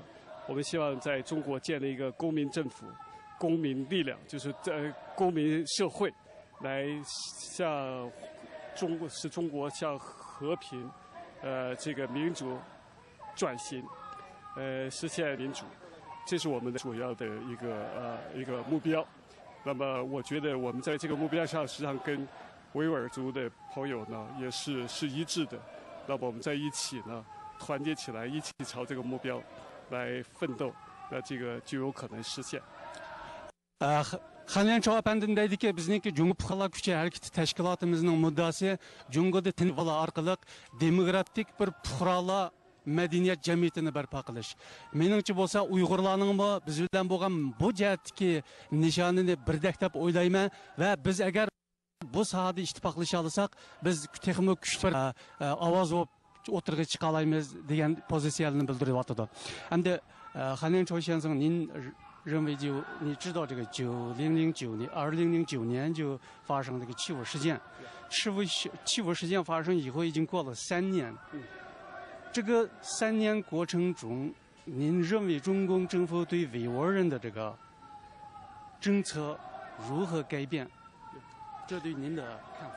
对啊，我认为在这个问题上已经是很长时间。首先，这个悲剧的起因，我觉得很大程度上是中共政府要负全责任，因为中共长期的对维吾尔民族的这个这种镇压、这种歧视。这种文化的灭绝，造成维吾尔族朋友的这个一种失望、绝望，一种这个仇恨。在韶关这个事件发生以后，中共政府的不作为是直接引起这个冤。那么近这么3年多来呢，他不仅没有改变他的这个高压。这个政策，相反的，还更加剧这个打压。这个打压实际上呢，造成这个维吾尔族的更强烈的仇恨，这加剧民族矛盾。这个做法是非常错误的。所以我们认为呢，中国政府应该采取 reconciliatory， 就是应该采取可的真正与维吾尔族人民对话。来解决他们的基本的诉求，那就是尊重他们的基本权利和尊重他们的宗教权利、他们的文化权利。Hürmetli güçler halen çoğu pandemi şuna bayan kıpırtı 5. yıl vakası yüz bergenden keyin bu 5. yıl vakasini keltirib chiqishiga sabab bo'lgan Jungo hukumati deb qaraymiz deydi. Chunki Jungo hukumatining Uyg'urlarga qaratgan madaniyat jihatiga bostirishi va boshqa sohalardagi bostirish harakatlari Uyg'urlarda bir xil umidsizlikni paydo qildi. Bu bir xil o'chmanlik aylandi. Natijada bu harakat portlab chiqdi. Uningdan boshqa Jungo hukumati 5. iyul vakasi yuz bergandan keyin ularning yo'lga qo'ygan siyosatlarida bir o'zgarish bo'lmadi deydi. Ular izchil bostirish siyosatini o'zgartmadi. Bu Uyg'urlardagi umidsizlikni texmo cho'nqurlashtiryapti. Shunga bu bostirish, qirg'inchilik bu masalani hal qilishning yo'li emas. Biz Jungo hukumatiniki bostirish orqali emas, masalani bir mo'tadil, aqlga muvofiq bir usul bilan hal qilishni o'tinamiz. Bu bizning pozitsiyamiz deydi. 就您认为就中国政府特别是这个张春宪来讲以后，您继续很希望他做一些事，还是这不可能解决的问题的？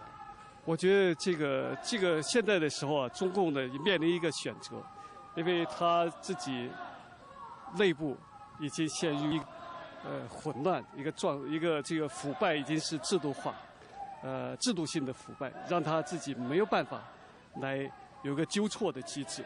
所以我觉得看他18大今后的发展的情况，而我认为他们他们把新疆、西藏都是作为一个核心利益来保护，而不是说真正是采取一个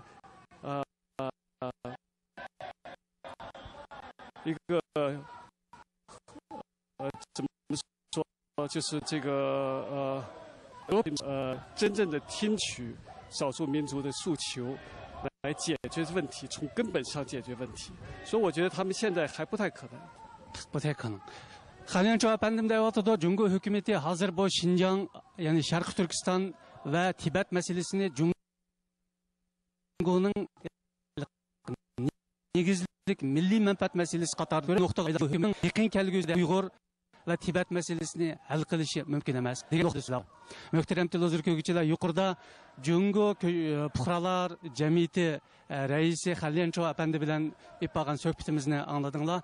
Bayam yani Seyitun Türk Efendi hükümetinin yani Türkiye hükümetinin Uyghur hareketi yani 5. iyul vakasıga bo'lgan inkasını tanıştırıp ötdünüz. Xalqda yani bu ommaviy tashkilotlarda Uyg'urga bo'lgan tonish, Uyg'urga bo'lgan bu muhabbat yani kuchaytirdimi uningdan keyin yani tonishning kuchayishiga? Bunga qisqacha bir javob bersam, Gulchehra xonim. Türkiye'de biz çoğunlarımız rahmetlik İsa Yusuf Abtekin efendim olsun, Mehmet Emin Buğra efendimler olsun ve başkalar, onundan keyinkiler kelgen vaxtları bizden davayımızga milliyetçi muşu partiyle ve şunun taraftarları ilgi çıkar. Şununla birge Şarkı Türkistan davası milliyetçi partilininki, Şarkı Türkistan davası ilgi çıkışı bilen bile şunların meselesi tek bir meseleye aylanıp kalgan. Onundaki hatalık bizde emas belki kalgan siyasi partiyle, solcu partiyle, ya ki dindar partiyle, muhafazakar, ya ki demokrat partiyle, bunlar bizim davarımızga pek kızıkmıgan. Bu sebepten bir partinin meselesi aylanıp kalgan Şarkı Türkistan davası Türkiye'de. Biz ahırkı 10 yıl içinde, takribi 10-15 yıl burun ağan kararımız bile, bizden Şarkı Türkistan davasını Türkiye'de bütün siyasi partilerindeki ortak davasına aylandırışımız gerek. Bunu bütün partiyle kolluğan bir siyasi hareketke aylandırılan vaktimizde, Xuddi bir Türkiye'nin Sibrus meselesi kandak milli bir meseleye erişken bolsa, bütün siyasi partiler, bütün halk, bütün millet, bütün matbuat ve ammavi teşkilatlar ortak kollaydıgan bir milli menfaatga aylangan bolsa, Sibrus davası, Şarkı Türkistan davasının bizden şu seviyeye elip çıkışımız gerek degan karar bilen, ahırkı 10-15 yılına yakın bu kararımızda biz cari kılıp geldik. Bunu hemminle köygensizler belki, biz ahırkı Yaponya'daki jığınımızga Türkiye'deki solcu partilerden en çoğun parti endi bu. Mustafa Kemal Atatürk Türkiye'ni kurgan, Mustafa Kemal Atatürk'ün ki kurup çıkan ve tunca kıtım reislikini kırgan Cumhuriyet Halk Partisi'nin 2 parlament azasını biz Japonya'ya apadık. Ben bu yıl içinde, bir yıl içinde 3 kıtım Cumhuriyet Halk Partisi'nin ki başlığı hürmetli Kemal Kılıçdaroğlu efendi bilen uçlaştım ve onun muavin başlıkları bilen nurgulluğan parlament azaları bilen ne çıktım söhbet ötkezdim. Milliyetçi Hareket Partisi başlığı hürmetli Devlet Bahçeli efendi bilen mi? Şunda koyak faaliyetlerimiz, alakalarımız devam dışı hürmetli Başminister Recep Tayyip Erdoğan bilen yılda bir iki kıtım biz uçuşu vatımız. Bunun da şu mesele bilen birge biz Türkiye'de Şarkı Türkistan davasını partiyle üstü, siyaset üstü bir milli davaga aylandırmatımız. Bunundan intayin biz razı ve bunundan huzurluk. İnşallah bunun neticeleri aldığımızdaki yıllarda takım özünü görsütüdür. Endi Ürümçi vakası bo'lgandan keyin siz Tayyip Erdoğan efendi bilan ko'rishdingiz. Erdoğan Ürümchiga berishning oldida ko'rishdingiz. Qaytib kelgandan keyinmi yana suhbatlashish fursatlariga ega bo'ldingiz? U Ürümchiga berib kelgandan keyinki uning inkasi haqida qisqacha ma'lumot bersangiz. Ama men Ürümchi ziyarati bek muhim. Milletimizga zo'r bir umidni birga olib keldi. Shuning uchun uning to'g'rilik qisqacha izohat berishim kerak. Erdoğan efendi 5. yıl vakasında Xitayga bu Şarkı Türkistan'da kılgının katliam degan kişi. bu aralıktan 2 yıl ötkenden keyin bu ziyaretini elip berip kişi Xitoy bilan siyosiy sürkünüşke sebep bo'lgan kişi. 2 yıl keyin Türkiye'den bir vasıta Beijing'e düşmey, Udul Örümçi'ye düşüşü bu siyasi timida, siyasi cihetin elip itkanda nayeti nurgun bir mesaj verdi. Bunun ehemmiyeti diplomasiyede nayeti çunkur. Bu ziyaret Konya'dan başladı.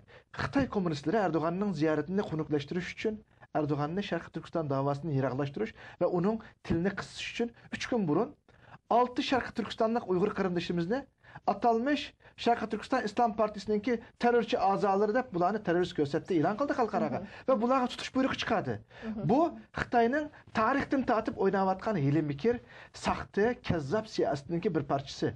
Bunun da hem Şarkı Türkistan'daki beguna kişilerini terörist gösteriş ve Erdoğan'ı davadan yiraklaştırış, bu sohbetini, bu ziyaretini konuklaştırış. Erdoğan qanday qildi? Ziyaretke mağdıgan günü Konya'da bir matbuat yig'ini ötküzüp bir savolga Erdoğan'ın bergan cevabı nayeti mühim dedi ki biz yarı qaşlı qilib olmaymiz. Biz yarı qanat qilib olmaymiz. O'tmishda bir xato bo'ldi. Biz onu ikinci qitim hozir og'zimizga olmaymiz. Ammo asla Uyg'ur qarindoshlarımızga zulm qilinishni biz buni chidab turolmaymiz, buni ham qabul qilmaymiz. Bugungi kunda nima uchun Uyg'ur qarindoshlarimiz o'z yurtini tashlab sirtqa ko'chma bo'lib chiqib bordi? Nima uchun vatanda qolgan Uyg'urlar ayrim muomalaga duch kelyapti? Buni biz Xitoyga borganda Xitoydagi rahbarlar bilan suhbat olib boramiz. Uyg'urlar huzur ichida baravan yashasa, bizmi Turklar huzur ichida yashaymiz. Uyg'ur qarindoshlarimizninki huzur va ularniki baravanligi bizning huzur baravanligimiz. Biz Uyg'ur xalqining assimilyatsiya bo'lishiga qarshi Uyg'ur xalqi assimilyatsiya bo'lmay, integrasyon bo'lib yashasa, biz buni to'g'ri topamiz, bu to'g'ri yo'l. Endi bu nima degan gap? Assimilyatsiya degani Xitoyning Uyg'urni yo'q qilaman degan siyosatni biz qabul qilmaymiz, bu xato siyosat. Yo'q qilmay Uyg'ur o'zining milliy va diniy, urfiy madaniyatini saqlab, kimligini saqlab Xitoy bilan yashasa, biz buni to'g'ri topamiz degan inkasdiki, Xitoyga bo'lgan bu ziyoratning oldida Xitoyga ajallik bir inkas qaytgan bo'ldi va bu ziyoratda qanday bo'ldi? Bu ziyoratda şu çoğun bazada Uygurlar bilen uçraştı. Erdoğan olsun, hürmetli baş minister, Tashqi ishlar ministeri Ahmet Davutoğlu olsun. Şu Uygur bir kişi Talat Efendi degan bir doktor bilen görüşüp, iki vücutning bir insonga aylanganligini men ko'rdim. 50 yil, 100 yil bir tuqqan birisi-birisini ko'ramasa, qanday mahri muhabbet bilen birisi-birisini quchoqlagan bo'lsa, Erdoğan bilen Tashqi ishlar ministeri Ahmet Davutoğlu Uygur qarindoshlarimizni shunda quchoqladi. Shularning ko'zidan yosh aqdi.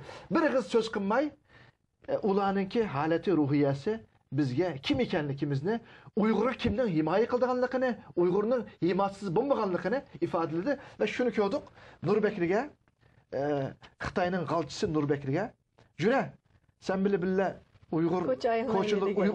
Uygur koçsuga ayrılımız degende Nurbekir bunun cesaret kılanmagan efendim ben çıkamayman koçuga.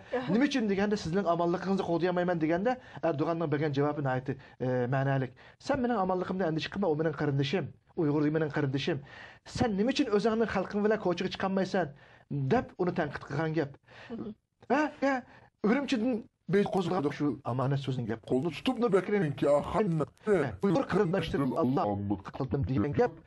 Va o'changa yoki hujjatdagi yoki vajabga amanat qilmay, hududni bilib qo'y. Mashal Uyg'ur, siz shaxsini, millatni sana amanat qilaman degan gap çok gap. Ya Erdo'g'anninki shu masjidda namoz o'qib Uyg'urlar bilan birga namozki duo qilganda Uyg'ur shahidlarimiz ro'yxatga duoni ataganligi bütün ko'pchilik chiqliq. Endi bu nima bo'ldi? 1949'da Xitoy yurtimizni bilsa bilib 62 yilga biz stabil ve aslında işgal neçe milyonluk Uygur qarindoshlarimizni Erdo'g'an minister bo'lish sifati bilan ochiq turbada bu xalqimizni igisi bo'lganligini Allohdan boshqami Uygur xalqi bo'lganligini his qildi. Uygurlar Körüşemmeyi aşıyor tostalmaya kavatı muhbir mücirmekizde mücirmek başkanı bir körüşemmek gelmek mücirlavatı mevzudu. Yüzlüken mınlıgan Uygur koştular. Xitay Erdoğan'ın ziyaretini ölçmedi. Uygur halkı kavakım mısın bu? Şu mehbi halatta yanımlıgan Uygur ben bastı. Hepimiz kimede? Bu zulmet oldu. Bu ziyaret milletimizin 50 yıllık ruhi uzunluğunu temin eder dep oylayman. Rahmet sizge Seyit aka. Endi Nahmed'e qarab baksak bugün namoyish meydanda qandaq faoliyatlar bo'ldi.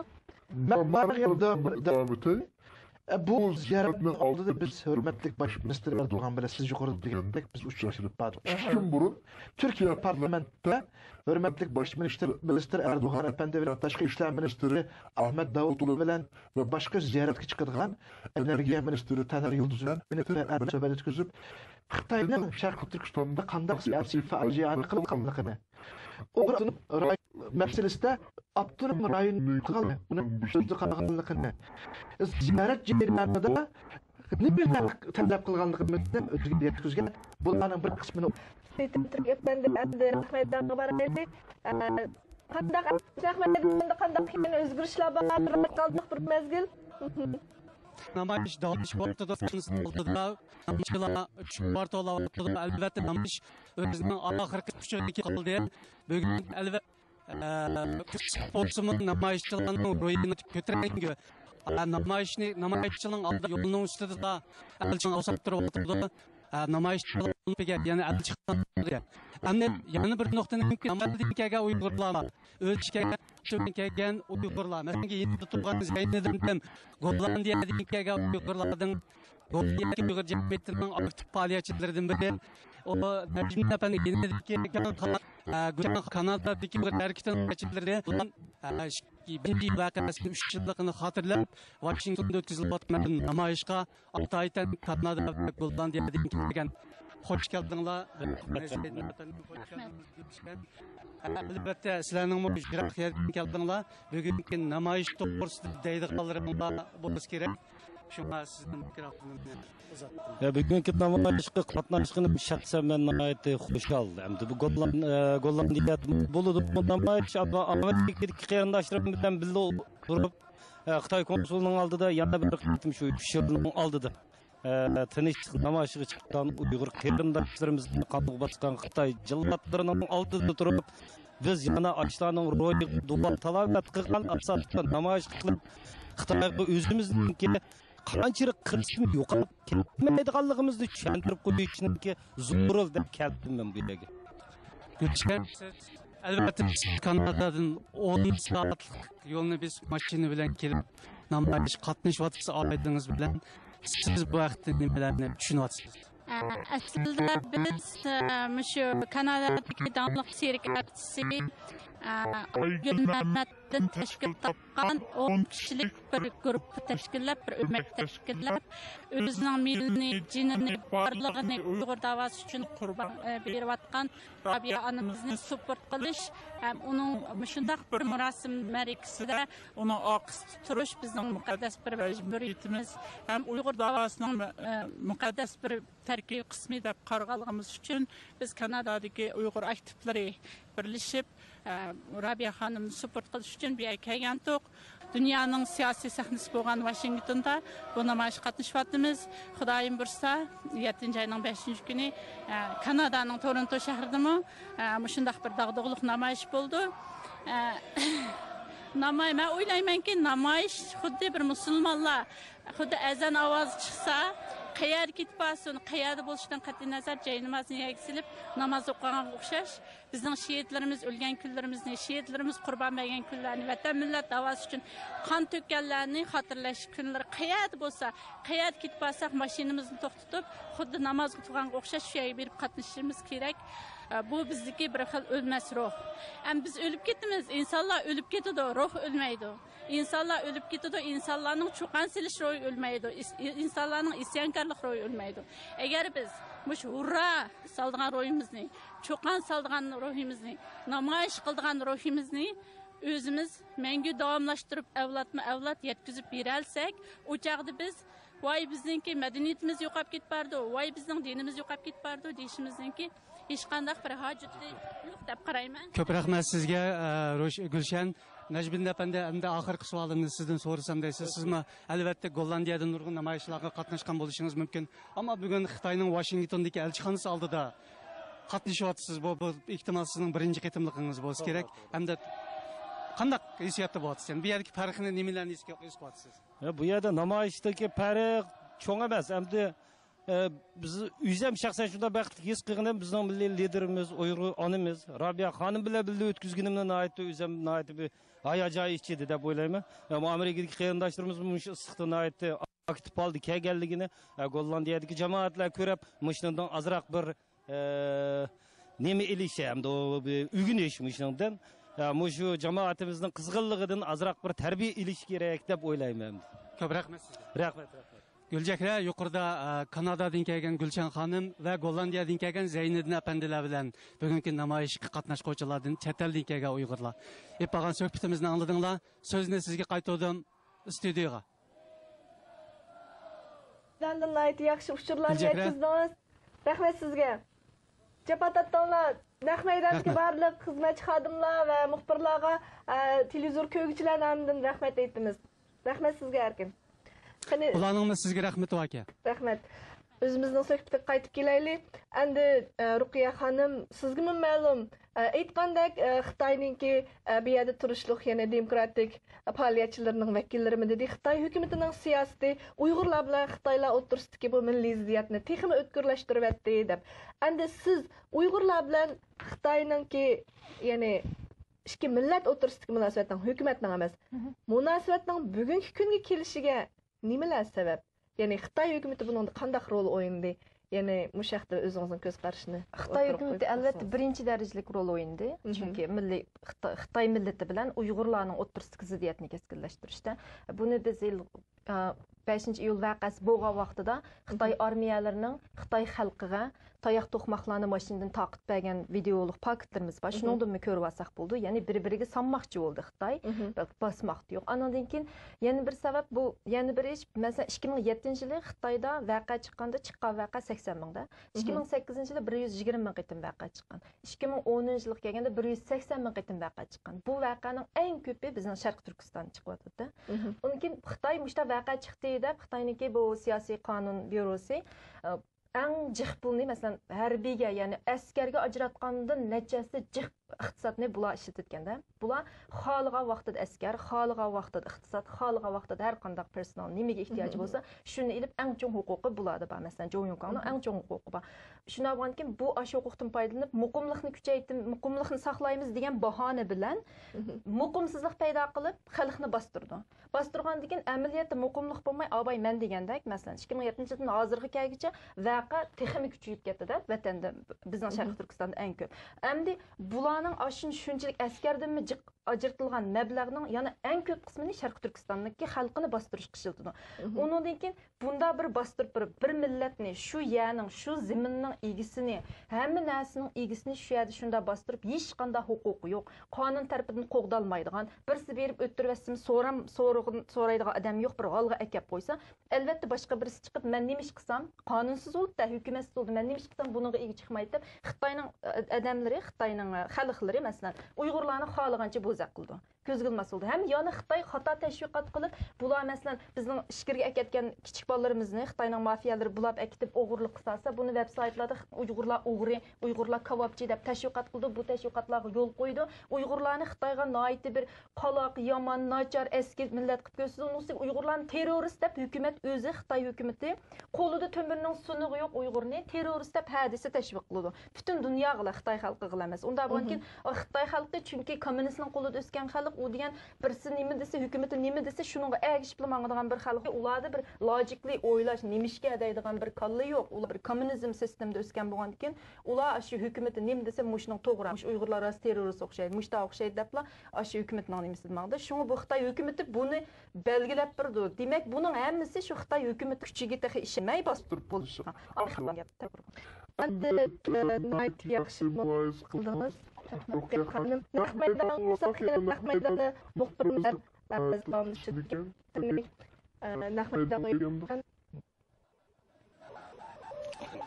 Shundoq Gulchehra hozir namoyish davomlashyapti. Bugun boshlangan namoyish soat 4 bo'lay deb qoldi. Namoyish davom etib beryapti. Sho'rlar albatta bu soat jarayonida namoyishchilar kunning issiqligi sababidan namoyishchilarning o'rnini hargiz qiynalish mumkin emas. Bugun bu munosabatdan başning oxirgi nuqtasida Amerikadagi faoliyatlar va amnistiya bugungi namoyish ishchilar hurmatli namoyish bugungi 3 yillik bo'lgan so'tilgan hisob o'tdi. Bugünkü namoyish Amerika Uyg'ur jamiyati hamda jamiyatlar birlashtirib oldidagi 5-iyul va kaynidagi Xitoy hukumatining ilk berilgan bostirishida qurbon bo'lgan shehidlarimiz, yosh o'g'il-qizlarimiz yutib ketgan shularni aslash hamshon o'yidan o'ginib vatan milliy e'tiqodimizga muqal Batıkıllık, akillik, yürüyüş eğitiminde kurullarının ki bulunma. Siyasi merkezi bulunmak Washington'da edilip bakmanı bana namayız.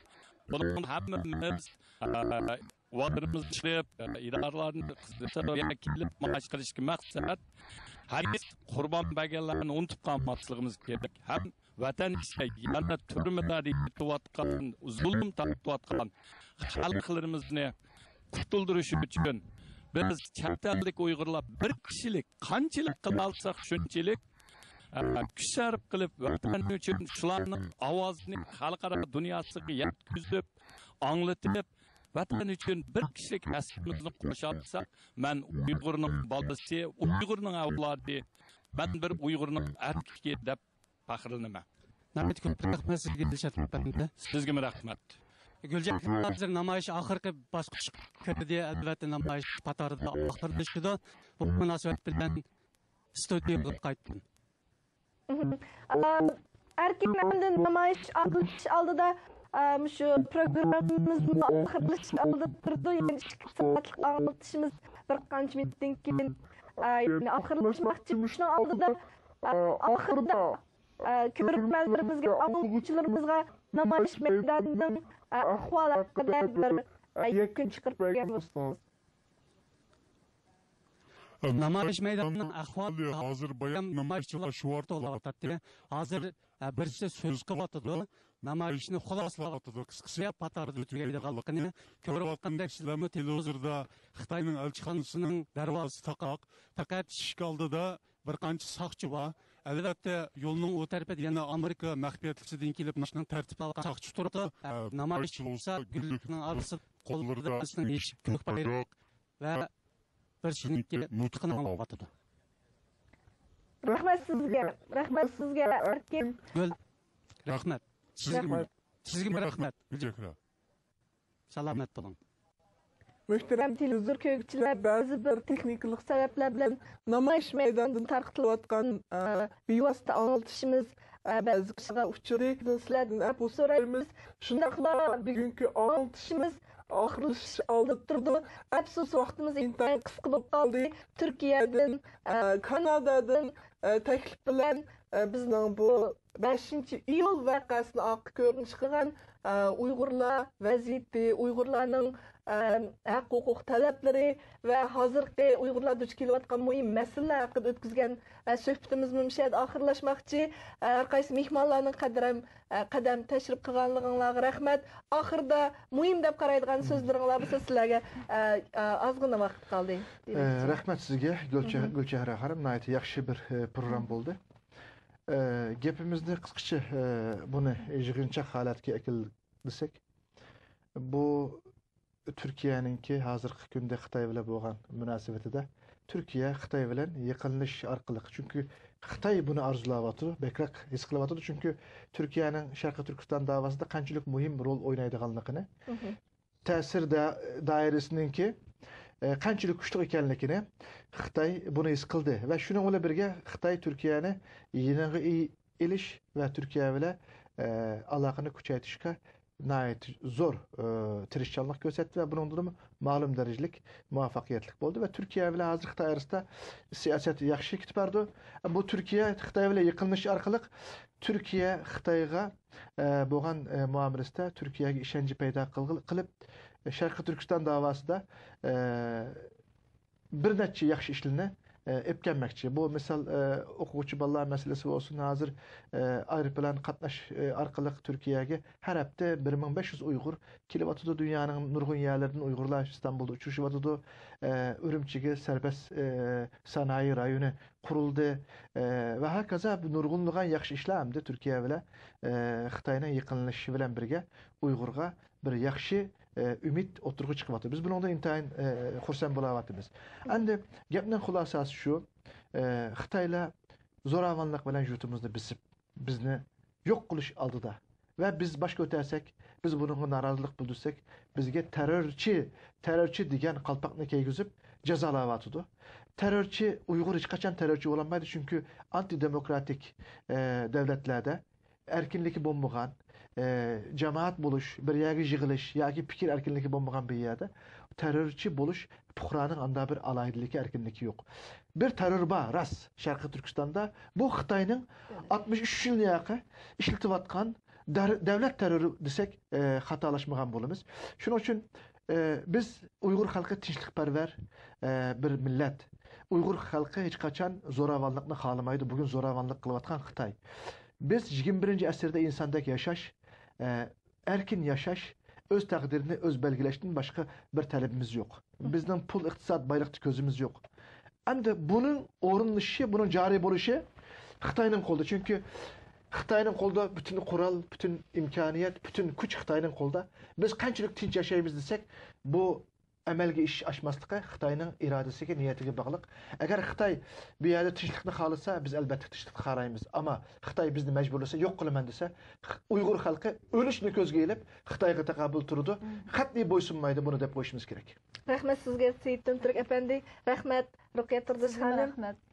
Muhterem televizor köygüçüler, 2 iyul günü yani Washington'da ötküzülgen Dünya Uygur Kurultayı'nınki rehberi Rabia Qadir Hanım başçılığındaki təşkilatlarının Washington'da elip bağan namayış naq meydanından sizlerge xabar berdik ve Uygurlarning növbetdagi vaziyati haqida maxsus suhbatlarni ip berdik. Bizning programmamizni ko'ngil qo'yib ko'rganliginglarga rahmat. Bizning bugungi programmamizni bizning Erkin Asiya televiziyasininki Erkin Asiya radiosi Tor televiziyasining ya'ni Tor betidan yana davomli ko'ra olasizlar. Rahmat sizlarga.